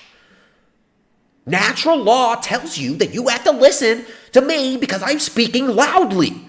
If I speak loudly, I know natural law. Natural law is whatever I feel it is. I feel it, therefore I know it. Mark Passio. You're wrong. It isn't. And it isn't about health. Everyone can eat a plant-based diet if they transition to one.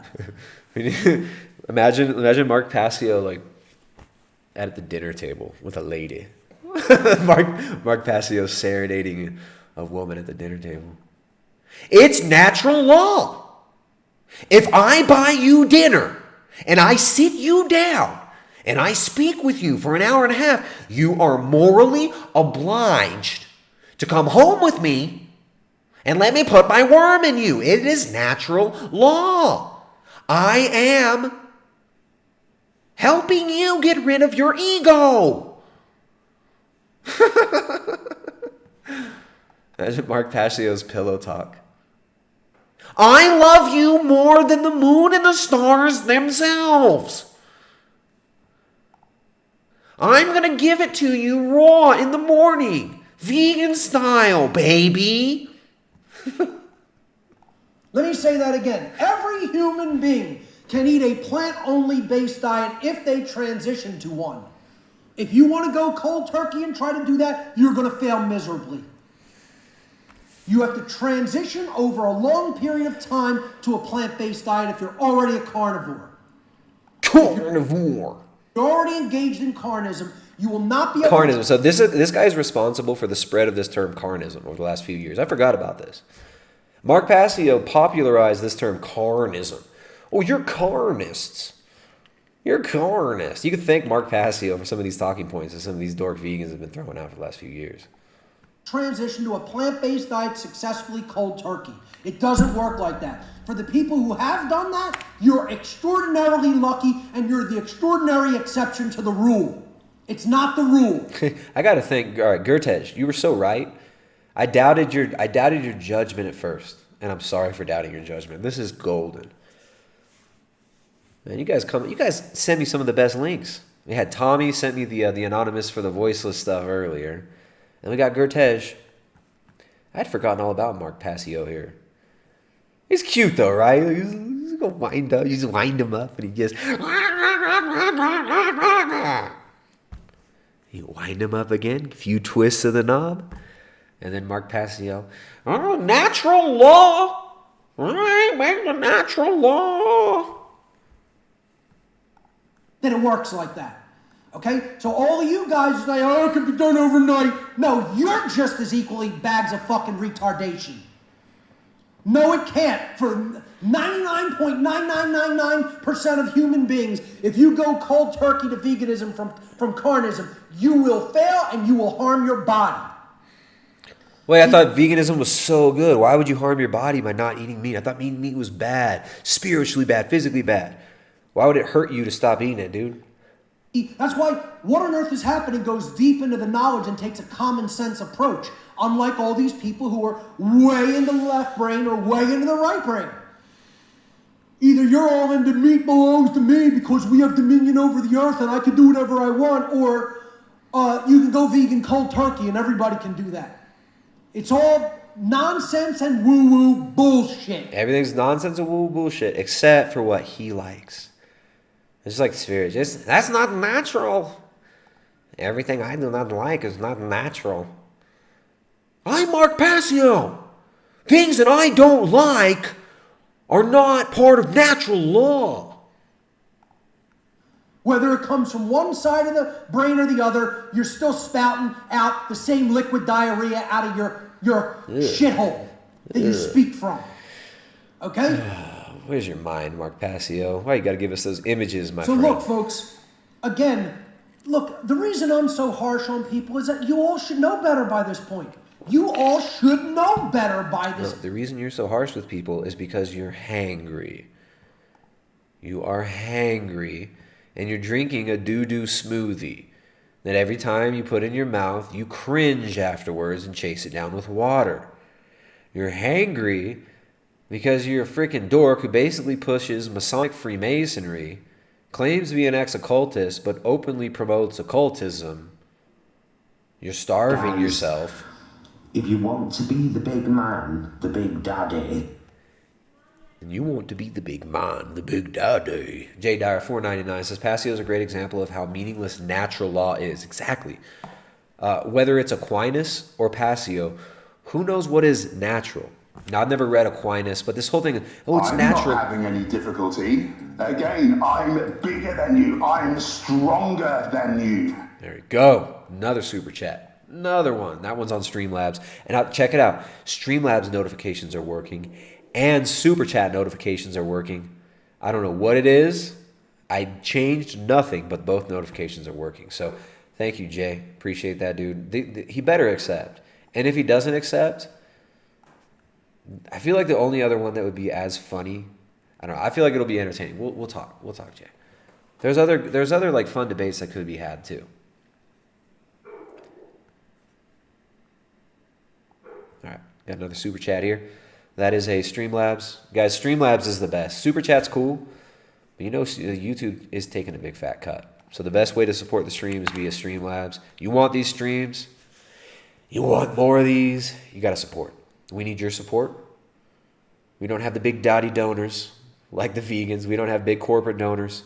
We're here shilling for big family, for big small family farms. And we are 100% user funded. Become a member at primaledgehealth.com as well if you want to support our work and get our support. We do our weekly coaching calls in there. If you want coaching, hit us up for coaching. Also check out the Carnivore Cookbook, primaledgehealth.com. in the link down below. The Carnivore Cookbook, 0 carb recipes for people who really love animals. And we lied in the title. There are some carby recipes in there as well, but they're mostly 0 carb recipes. They're all based around animal foods. The Carnivore Cookbook, the real, the original, the only Carnivore Cookbook. Check that out at primaledgehealth.com. Support the work we do here. Let's listen. Point. At some point, a teacher has to say, what the fuck have you been looking at? What have you been doing with your time? It's deplorable. It's unacceptable. Inconceivable. Inconceivable.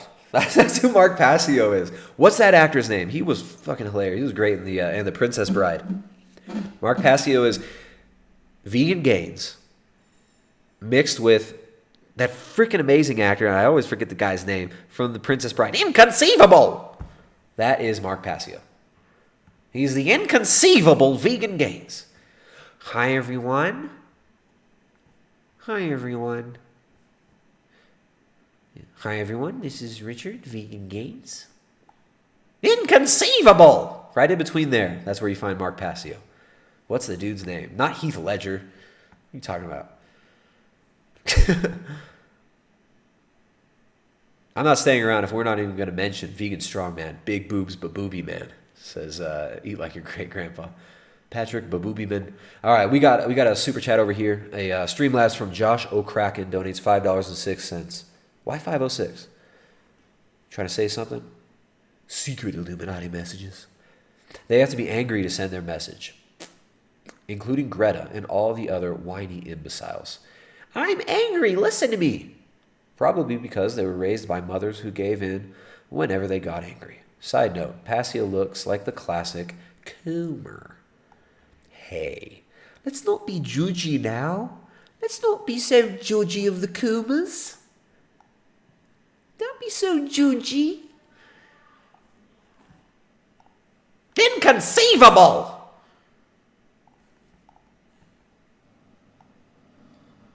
What good is a teacher telling people, oh, it's okay, it doesn't matter how long it takes you? No, it does matter.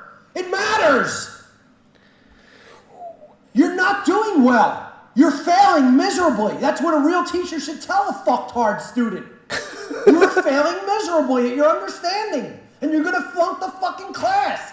And when you flunk the fucking class, the whole world's going into the shitter. Dude, this keeps getting better. I can't stop. Vegan Exterminator says man-child Passio. It seems like it, right? And that's your responsibility. Wallace Shawn is the actor's name from Princess Bride. I would have never guessed that. Wallace Shawn. Ability to do something about it. Nah. Get better at your studies. Get better at your studies. Put an eye inside a pyramid on your logo and talk about the great work. I'm an ex-occultist with Freemasonry symbols all over my great work. The great work. You fucking lying dork, dude. You better accept this debate, Mark Passio. This will be the culmination of your great work. The great work. That sounds familiar. Who else is doing the great work? Oh, I'm so glad you're doing the great work. Are you helping the great architect? Oh, bro, like you're like a widow's son. Oh, dude, you must be so esoteric. That's so sick, dude.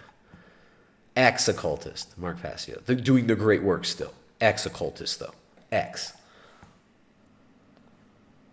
That's what a responsible teacher has to fucking say to a fucking ignoramus student sometimes. I'm not the problem.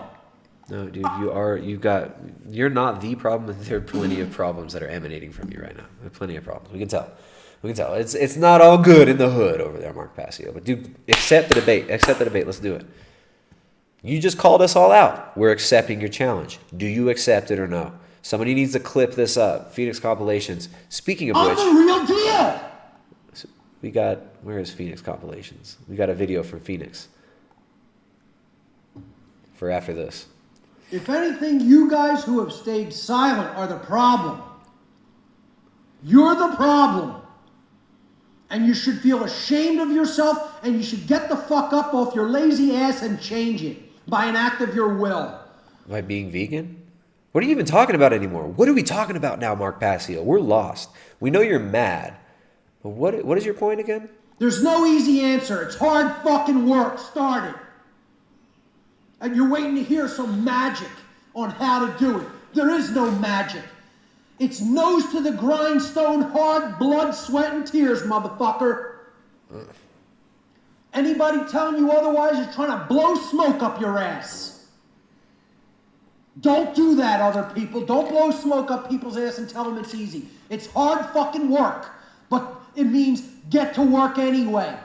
Are we still talking about veganism? What are you even talking about now? I feel like you're diverging. Accept it, get the fuck over it, and get to work. See, I say it's going to be rapid fire, and then I go off on tangents. Comments are turned off. So, Mark Passio, I don't think he's too worried about what anyone else has to say. I think Mark Passio is just concerned with what Mark Passio's got to say. He didn't even have comments. Typical vegan though, right? Right. When you decrease your cholesterol levels, you're going to be more prone to impulsive behavior, more prone to violent outbursts, more prone to brain fog, more prone to just being an angry, insufferable douchebag in general. Because your body's eating itself. Your central nervous system's eating itself. That's why you got bitch tits and tiny skinny arms. Because hormonally, you're all over the place. Hormonally, you're screwed up. When you remove all the bioavailable nutrients that you're getting from animal foods, which give you all the nutrients your body needs in a bioavailable, digestible form. When you remove those nutrients from your diet, there are consequences, and that's what you're seeing and hearing right now. Once injections become mandatory, what's the best way to resist authority figures? With semi-automatic battle rifles. Battle rifles. With plasma pistols and plasma grenades. With four-wheel drive warthogs, with somebody manning the gunner in the back. And make sure to try to respawn next to the tank. You need infinite ammo on dual plasma pistols if you want to really take down the man. Dual plasma pistols from my boobies. Pew, pew, pew. That's real man boobs for you right there. You got dual plasma pistols. I drive the warthog. I'm the one who drives the warthog. I'm the boss. I'm first player. No, you're not allowed to pick up the sword. That's cheating. That's the best way. The best way is to do it now by getting involved in the great work and teaching people morality so it doesn't come to that. The great work of Freemasonry. All right, Mark Passio, let's do it, man. You can have dual plasma pistols. I'm only allowed to carry one plasma grenade. Not even a plasma grenade. Just a normal grenade. Not even a sticky plasma grenade. And I'm not allowed to touch the battle sword, okay? You could have dual battle rifles, dual plasma pistols if you want. And we'll debate, bro. Let's do it. You can drive the warthog.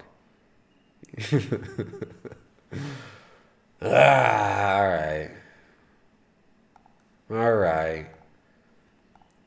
We could keep going.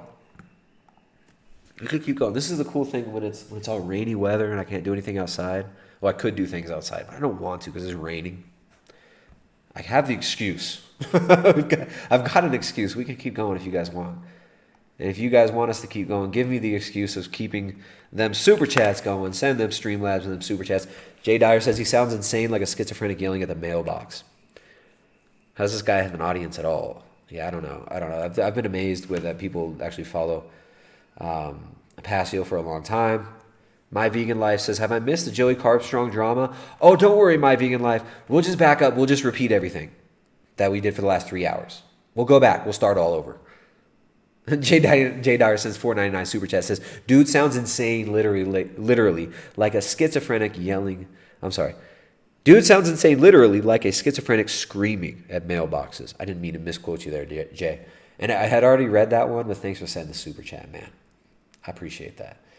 Getting super chat supports from some of my favorite channels is always an honor. And I gotta say, like, Jay Dyer's channel, top notch. Check out Jay Dyer's channel. He's got the wrench. You could probably, I think if you click on Skateboarding teens in Hawaii, right? And you just imagine them shirtless all day. Right. No, you really don't. You really don't. So Jay Dyer over there says, dude sounds insane, literally like a schizophrenic screaming at mailbox as well. I don't know. Sometimes you trap flies with honey. Sometimes you trap maggots with vinegar. We're throwing honey and vinegar at Mark Passio right now. Mark Passio, do you accept the debate? I don't think he's going to accept, Jay. I'd say there's a 90% chance that Mark Passio does not accept the challenge to debate. I don't think he'll do it. We might have to do something else. But regardless, we should do another, like a fun debate. Right? People, I mean, we still get memed like crazy with the fact that has been it's become internet lore, the fact. But we've got Phoenix compilations. Are you even in the chat anymore? Phoenix compilations. Phoenix compilations. Dr. Greger seduces orgasm activist with science. So we've been watching.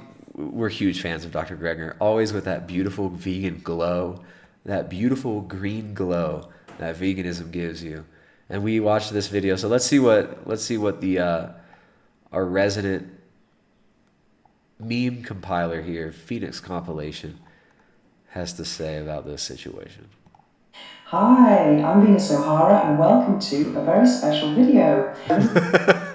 All right, first of all, that voice filter is creepy. It's been on my to-do list for some time actually to speak to you, so I describe myself as an organ. All right, that was good.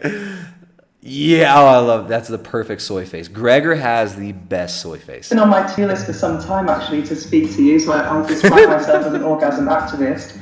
But I'm also, but my audience is not vegan, so sometimes I put some vegan content out and they're like, oh, you have to be very careful, you know.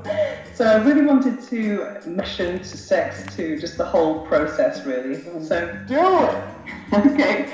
So the carotenoids in fruits and vegetables, particularly brightly colored fruits and vegetables, gets deposited in your skin from the inside out and gives people this kind of golden glow, which is associated with health. When you twist it. Okay, you don't get time to read that. Cartonemia is a clinical condition characterized by yellow pigmentation of the skin and increased beta-carotene levels in the blood. In most cases, the condition follows prolonged and excessive consumption of carotene-rich foods such as carrots, squash, and sweet potatoes. So he's turning a pathological state into the great equalizer of sexuality.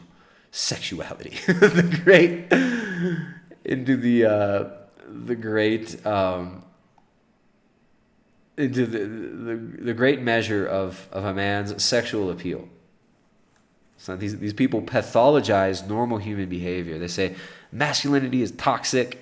They pathologize things like having cholesterol, right? Oh, high cholesterol, which is associated with longevity.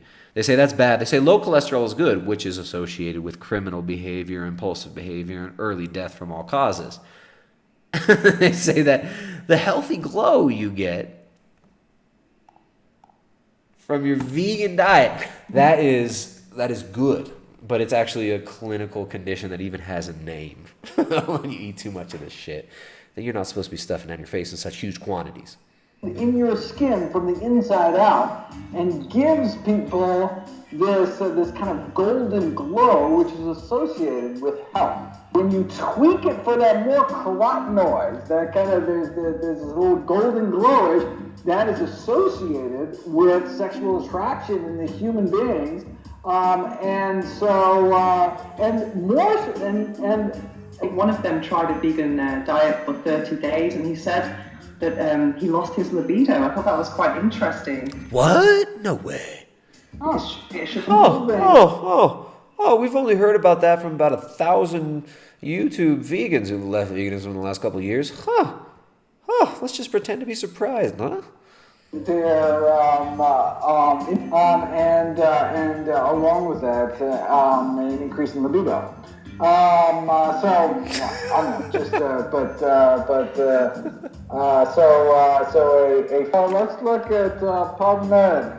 And dun dun dun. Phoenix compilation. This is one of your better ones, I gotta say. This is one of the best. I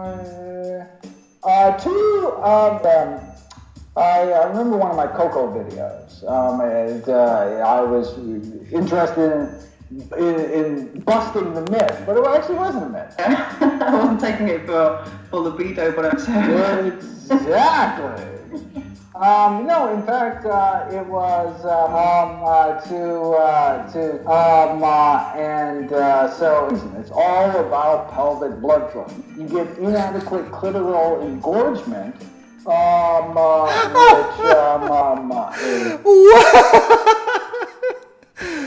Phoenix compilations, you went deeper in this video than we did. I didn't even hear him say clitoral engorgement. That's, dude. We might need to go back to this video and get some Dr. Greger clips for the super chat and the Streamlabs notifications. So it's all about pelvic blood flow. You get inadequate clitoral engorgement. Inadequate clitoral engorgement. Well, you need to get adequate clitoral engorgement, and you have to make sure you don't get inadequate clitoral engorgement. And that's why you always have to keep your effigy of Dr. Greger nearby. Jay Dyer, how does anyone follow these people? Well, here we are watching them and laughing at them, right? We're giving them views. I don't know how much of the audience is us just laughing at them and thinking, damn, these people are ridiculous. How much of their audience is just us bigots laughing at their clitoral engorgement? Which a lubricant can be useful. Cut those, and then we can have... Skateboarding teens in Hawaii. Make sure you have adequate clitoral engorgement and pelvic blood flow. We need... There's just too many funny ideas. But this could be a really fun... Like, you could take some clips of Dr. Greger without the music here. Like, you take it... There could be some really funny songs made. I'm shouting out Young Virus here. Young Virus's channel, who did the remix of The Fact. We need some Dr. Greger tracks. I'm no good at, I've never done any music production or anything like that. So, I don't know. Maybe I could take a track that already exists and then I could play with the audio over it. It would take too long. Improve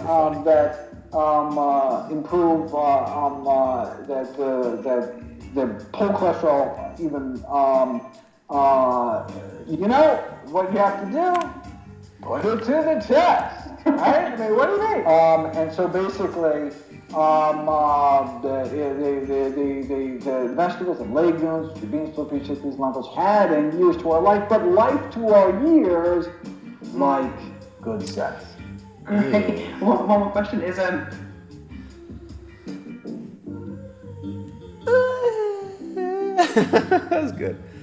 That was good. Phoenix compilations. Shout out to Phoenix compilations. Well done.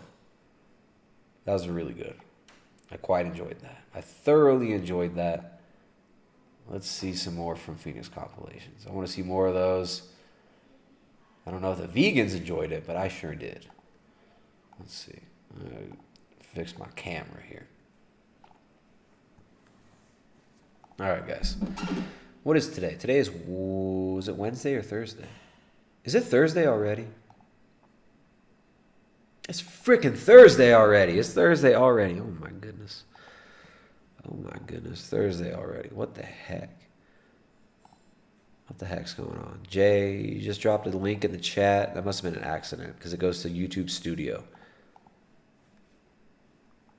Jay's trying to help us edit his videos on the back end of his YouTube channel on accident. All right, thank you, Phoenix compilations. That was a good one.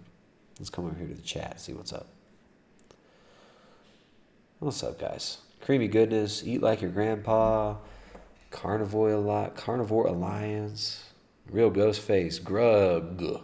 I got some familiar names here. Some new names. You guys make sure to hit the thumbs up. Hit the like. Hit that subscribe. Hit that like. Hit that subscribe. Share that stuff. It goes to the Young Virus video. Okay. Let's go. Young Virus. Oops. Young Virus. That one never gets old. That one never gets old.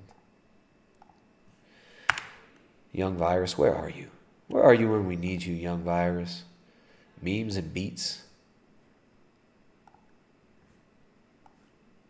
We use the word should, right? We use the word should regularly in common parlance. Oh, now it's not an ethical question. I spent 2 hours to get you to say should. Wait, the fact.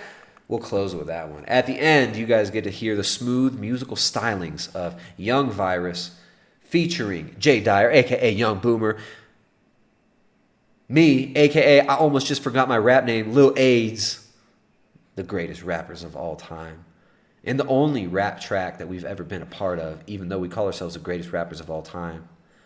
Even though I haven't even rapped since I wrote those Instagram comments and pretended like I freestyled them. I'm still the greatest rapper of all time, behind only the guy from Smash Mouth and Aaron Carter. I'm not having any difficulty. Again, I'm bigger than you. I'm stronger than you. Uh-oh. Cyclone Be Still and No God says, new Streamlabs notification suggestion in Vegan Gains video on Abby Shapiro at 1 minute 48 seconds. All right.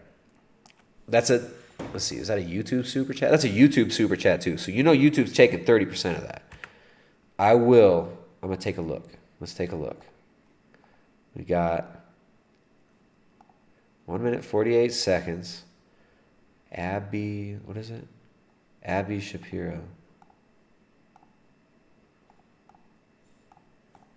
You reached the minimum amount threshold for being able to kind of jukebox or direct it.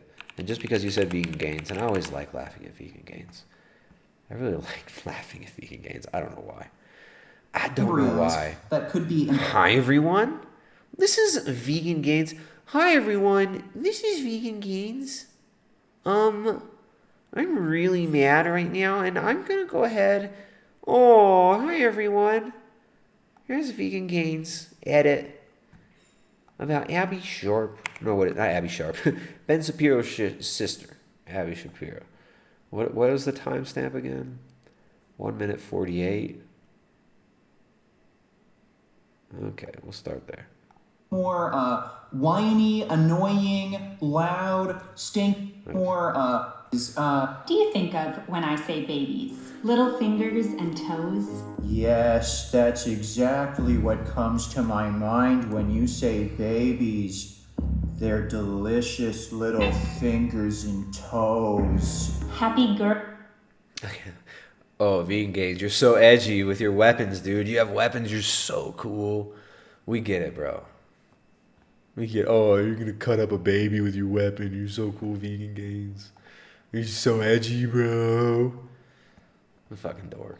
Gurgles and giggles? No, when I think of babies, happy gurgles and giggles don't come to my mind. I think more whiny, annoying, loud, stinky, smelly, waste of time, life ruiner. So yeah, if I ever got pregnant, I think I'd terminate the pregnancy to avoid all that. Hey, newsflash, Vegan Gains. Newsflash, buddy. You can't get pregnant. You can't get pregnant. You will never have that problem. Also, newsflash, Vegan Gains. You were once a baby, and if your mother saw you as a useless eater that was just there to waste her time, you wouldn't have been given the cushy upbringing that allows you to be a whiny little soy-voiced snob slob, exalting all sorts of degeneracy, cooming, and baby killing and baby stomping here on the internet. If it weren't for your mama carrying you full term and giving birth to you when you were just a clump of cells, even though you believe that, we talked about this earlier, you believe eggs are murder, but then abortion's cool, right? That's good. It's reproductive health services. If your mother had reproductive health serviced you, Then what? Would that be a good thing? We might have to watch this whole video. All right, thank you for that super chat. I'm gonna save this one for another time. It's like a 14-minute video. We might watch the whole thing. Zyklon be still and no God. Appreciate that one. Sending $5 through the super chat. Shorter ones. I want to do some shorter. Vegan gains. It's always too long. Always too long. I'm not having any difficulty. Again, I'm bigger than you. I'm stronger than you. I'm not having any difficulty. There you go. Joe Wags.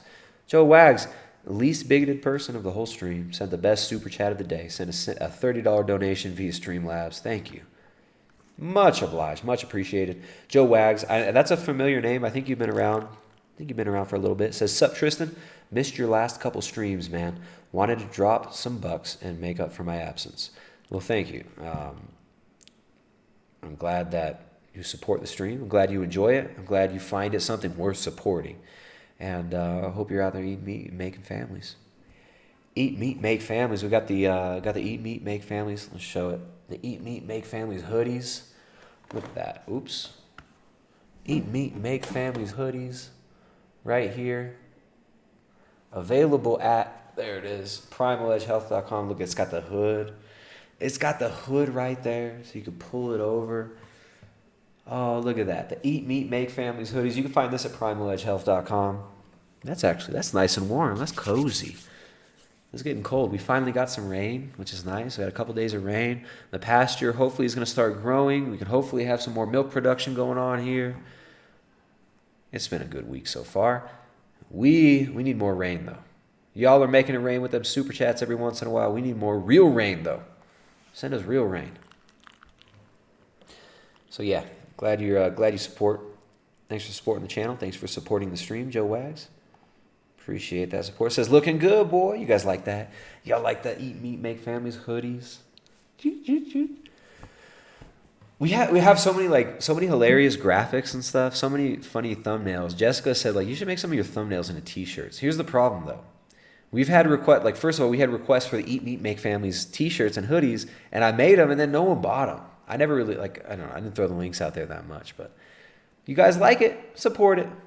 You like it, support it. And if you request a shirt and I make the shirt, come on, at least get the shirt. Don't make me make the damn shirt and then nobody buys the damn shirt. That's what happened a couple years ago. But yeah, the Eat Meat, Make Families hoodies are sick. They're so sick, dude. Dude, you gotta get an Eat Meat, Make Families hoodie, bro. Creamy Goodness, what's up? Swix, Jerry Bear, Eat Like Your Great Grandpa. What's up, everybody? All right, so maybe we should finish this up with, I could keep going. You guys keep super chatting, and I'll keep going. That's what's up. You guys keep supporting, I'll keep coming. We got all sorts of stuff we can react to and laugh about. Guys, if you want to be the big man, the big daddy. Lube Stone sends Canadian 5. Says real men eat pizza and plants have facials and pedicures. Real men eat pizza and plants have facials and pedicures. Love animals like their wife's boyfriend. You bigot. Love animals like their wife's boyfriend. You bigot. I don't know. I sometimes laugh at my own shit. Yes, I laugh. I think things I say are funny sometimes. I think the wife's boyfriend thing that's one of the funniest lasting memes of this channel. I like it. It works. It works. My wife's boyfriend is letting me stay up late tonight. Says, eat like your great grandpa. Well, I'm glad you asked him permission. All right, so Joey Carbstrong. Back to Joey Carbstrong. We're going to have to watch. Maybe one day we'll just watch the whole episodes of these. He had a TV show called Veganville back in January. So this dude gets promoted by BBC, all sorts of mainstream media outlets. So we're gonna have to save that one, and we'll watch that one later on another stream.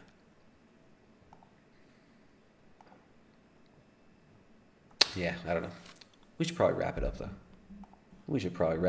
If you guys want our support and you want to support the work that we do, become a member at primaledgehealth.com/membership. There's a link down in the description below. You can become a member at primaledgehealth.com/membership. Click on the link below in the description. We do weekly coaching calls in there. That's the best way to get very affordable coaching. And if you want private coaching, we still do that. When you do private coaching, you get 2 months free access to our members forum where we do the weekly coaching calls and check-ins. So that's a great way of getting our support, of supporting the work that we do, and become a member of a like-minded community of cool people who are there to support you and help you along your journey. We got folks over in Argentina. Manuel Funes, saludos desde Argentina. ¿Qué pasó en Argentina, amigo? Aquí en Ecuador es muy loco. Mira lo que está pasando en Ecuador. Mira ese, amigo. ¿Qué pasó en Argentina? ¿Qué está haciendo el FMI? Here's today. In Ecuador, police disperse anti-austerity protests with water cannon in Ecuador. Remember, Ecuador has been shut down for the last, 6 months since March. We've had full-on lockdowns. The economy has been gutted and destroyed. IMF money has flooded the country against the will of the citizenry and is being used to do, guess what? To suppress the citizenry. They're raising the price on fuel and resources, which is going to raise the price of food. They're closing small family businesses and telling people they're non-essential. And guess where that IMF money's going? To police and military infrastructure. So there were massive rains yesterday up in Quito. Tenemos un gobierno que se la pasó diciendo que no deberíamos volver al FMI. Ahora ellos por esta pandemia vuelven al FMI con todas las ganas. That's what's happening here. Es el mismo. Aquí es mismo. La gente dice que no queremos FMI. El gobierno dice que hay una crisis, tenemos que cerrar todo. Y vamos a tener mucho dinero de FMI. ¿Y dónde va esa? Ese va a eso.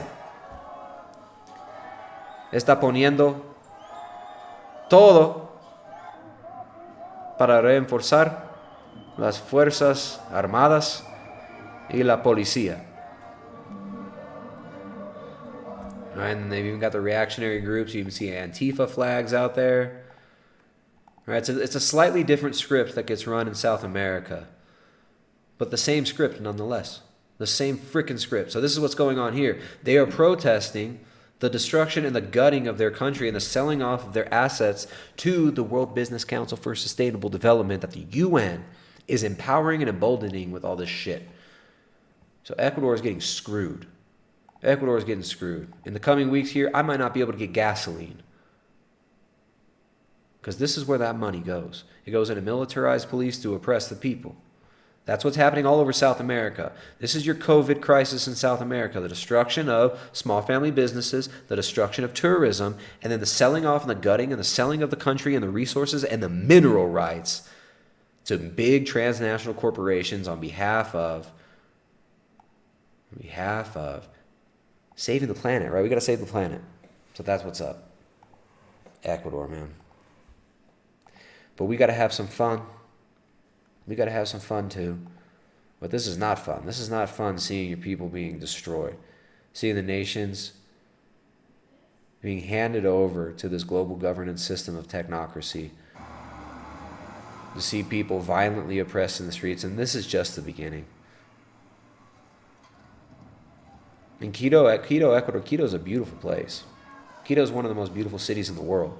Certain things about it are some of the most make it one of the most beautiful cities in the world. Other things about it are dirty and gross. But it's sad, it's like both sides get used, both sides get duped and used. So we're going to see more chaos. We're going to see a lot of chaos in South America, a lot of chaos throughout here. But you know what? We're still able to, fortunately here, we're still able to provide for our families, provide for our local communities, and even provide jobs for at least one person in our local community on a daily basis. Yeah, so that's our goal, is to be able to feed our family and feed our communities while all this is falling apart. Because we can't have faith in these governments. We can't have faith. We don't have faith in man. We don't have fear of man. We put our faith in God. All right, so we got to build real communities. build real resilient food distribution networks, because you're being shut down, your way of life is being systematically destroyed. And that's what's up. All right, so we're here in Ecuador doing what we can. We appreciate the support we get from the audience. We appreciate the support we get here on the streams.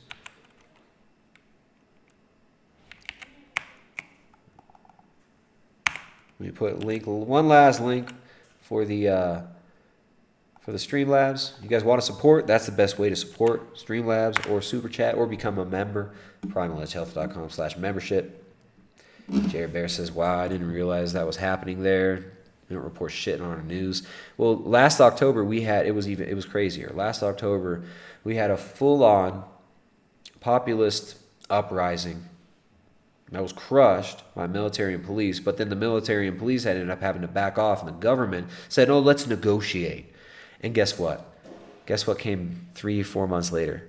COVID. So from October to March, there were supposed to be negotiations between the neoliberal puppet government, IMF, US-backed puppet government dictatorship here in Ecuador, between indigenous groups and labor groups in the country. There was supposed to be talk, never happened. That's just how it goes, though. That's how it goes. This is classic South American politics. It happens differently than it does in the US, but you have the same color revolution models. You have the same methods. D levels tested once before I supplemented, and I had the D levels of an institutionalized elder. Like these people who are like in nursing homes. Alright, it's getting dark over here though. It's getting dark. Maybe we should wrap it up. Del Bridge sends $5 via Super Chat. Says, God bless you, Tristan. Thank you, Del Bridge. Appreciate that, man. Appreciate that, Del Bridge. So yeah, that's what's going on here. You know, it's madness here. This is not happening where we live. We don't live in Quito. We live out in the sticks, out in the boonies. But we get affected by all this. So you're going to see major civil unrest in a lot of South American countries in the coming months. It's going to be used to justify further clampdown, further IMF and international loans, further surveillance of the populace. And Ecuador has been systematically destroyed by this crisis that we're seeing now. So it's not just the Western countries that are being destroyed. You don't get told about what's happening in South America, in the vassal states of the New World Order, of the Flu World Order. No one reports the real news. No one's going to report on what's really happening here. And it's going to get crazier in Ecuador. Fortunately, I'm not going to be involved in the craziness, but that stuff does touch every level of the social order here. Even locked up in your homes, told that you're non-essential. What's the result? The people that are doing this understand what the result is going to be. So it's about controlling the chaos. It's about controlled chaos. Del Bridge says, Tristan, can we send on PayPal? Yeah, PayPal's good. You know, Del, if you do, here, let me throw this link in here, dude. Del Bridge, big supporter of the stream. Always support with them super chats. Thank you, Del Bridge. Can we support on PayPal? The Streamlabs goes through PayPal, and they don't even take a cut. I don't know how they make money on Streamlabs. Maybe it's ads. I don't know what they're doing, but I like what they're doing, at least for content creators like us. You can use that link, or you can donate via PayPal, and the link down below the description of the video. Thank you, Del Bridge. I appreciate the support, man. Hope all's going well with you. Hope all's going well with you up there. What else is happening, guys? Today's Thursday. We'll probably do another stream on Saturday. Maybe we'll do another one tomorrow. It's been a really long stream. It's been a long one. We talked about a lot, but we got a lot done. I got to send a big thank you to all the supporters of the channel. Jay Dyer, Del Bridge, Joe Wags, Lou Bastone, Cyclone Be Still No God, Justo Kraken, Desert Fox, Just for Kicks, Sideshow Bob, Steve 1711, Rat Splatigan, Monos Jr., or Monos VR, Tricky Roy, Fabno Civelli, Sideshow Bob, all of you, thank you for the support. Really appreciate that. Your support is appreciated. Your support is needed for these streams to continue. And we got more coming up. We got a bunch of fun stuff coming up. We're going to finish off with everybody's favorite remix here. We got Young Virus. We use the word should, right? We use the word should regularly in common parlance. Oh, now it's not an ethical question. I spent 2 hours to get you to say should. Wait, you fucked up and said it. The fact that I said should. Jay,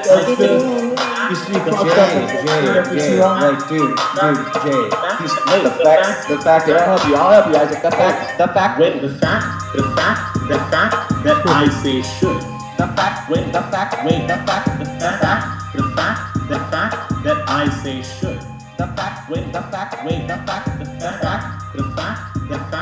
I say should.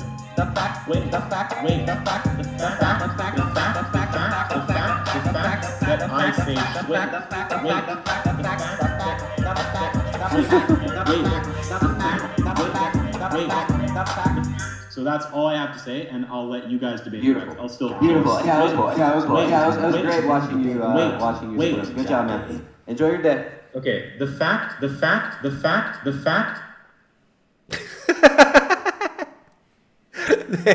All right. Well, I was going to close on that, but we have one last super chat. Danny B donates $5. What's up, Tristan? How often do you eat per day? What are your primary foods? Do you mind sharing what you feed your family? Also, how long have you been a farmer? What are your future goals with it? Dude, there's so many questions there. We're just finishing up, man. I tend to eat two times a day, depending on my goals, right? My frequency of meals, the volume of my meals is going to depend on my goals. Primary foods, good quality animal foods, raw dairy, quality meat, butter. This week I had fruit, like 2 the last 7 days. Sometimes some fruit, sometimes some honey, but it's looking like mostly animal foods always. All right, so, and our family eats most of the same things. Kids eat more fruit. Kids have more carbs than I eat because they need more of them. So yeah, that's what's up, man. We get into more of some of that stuff later on, but I appreciate all the support, you guys. Thank you for the super chats.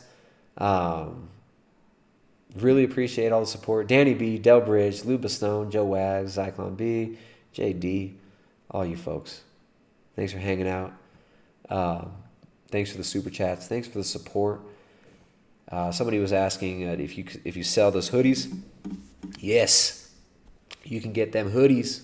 You can get them hoodies at primaledgehealth.com. There's a link in the description. You can get one of these Eat Meat Makes Families hoodies, and you can enjoy that.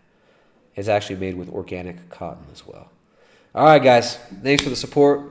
Thanks for hanging out. Pumpkin King, Carnivore Alliance, Jared Bear, Del Bridge, Gortej, Alex, everybody who's still here. Thanks for kicking it, guys. We'll see you next time. Either tomorrow or Saturday. And thanks for the support. You keep supporting, you'll keep getting these streams. See you guys next time.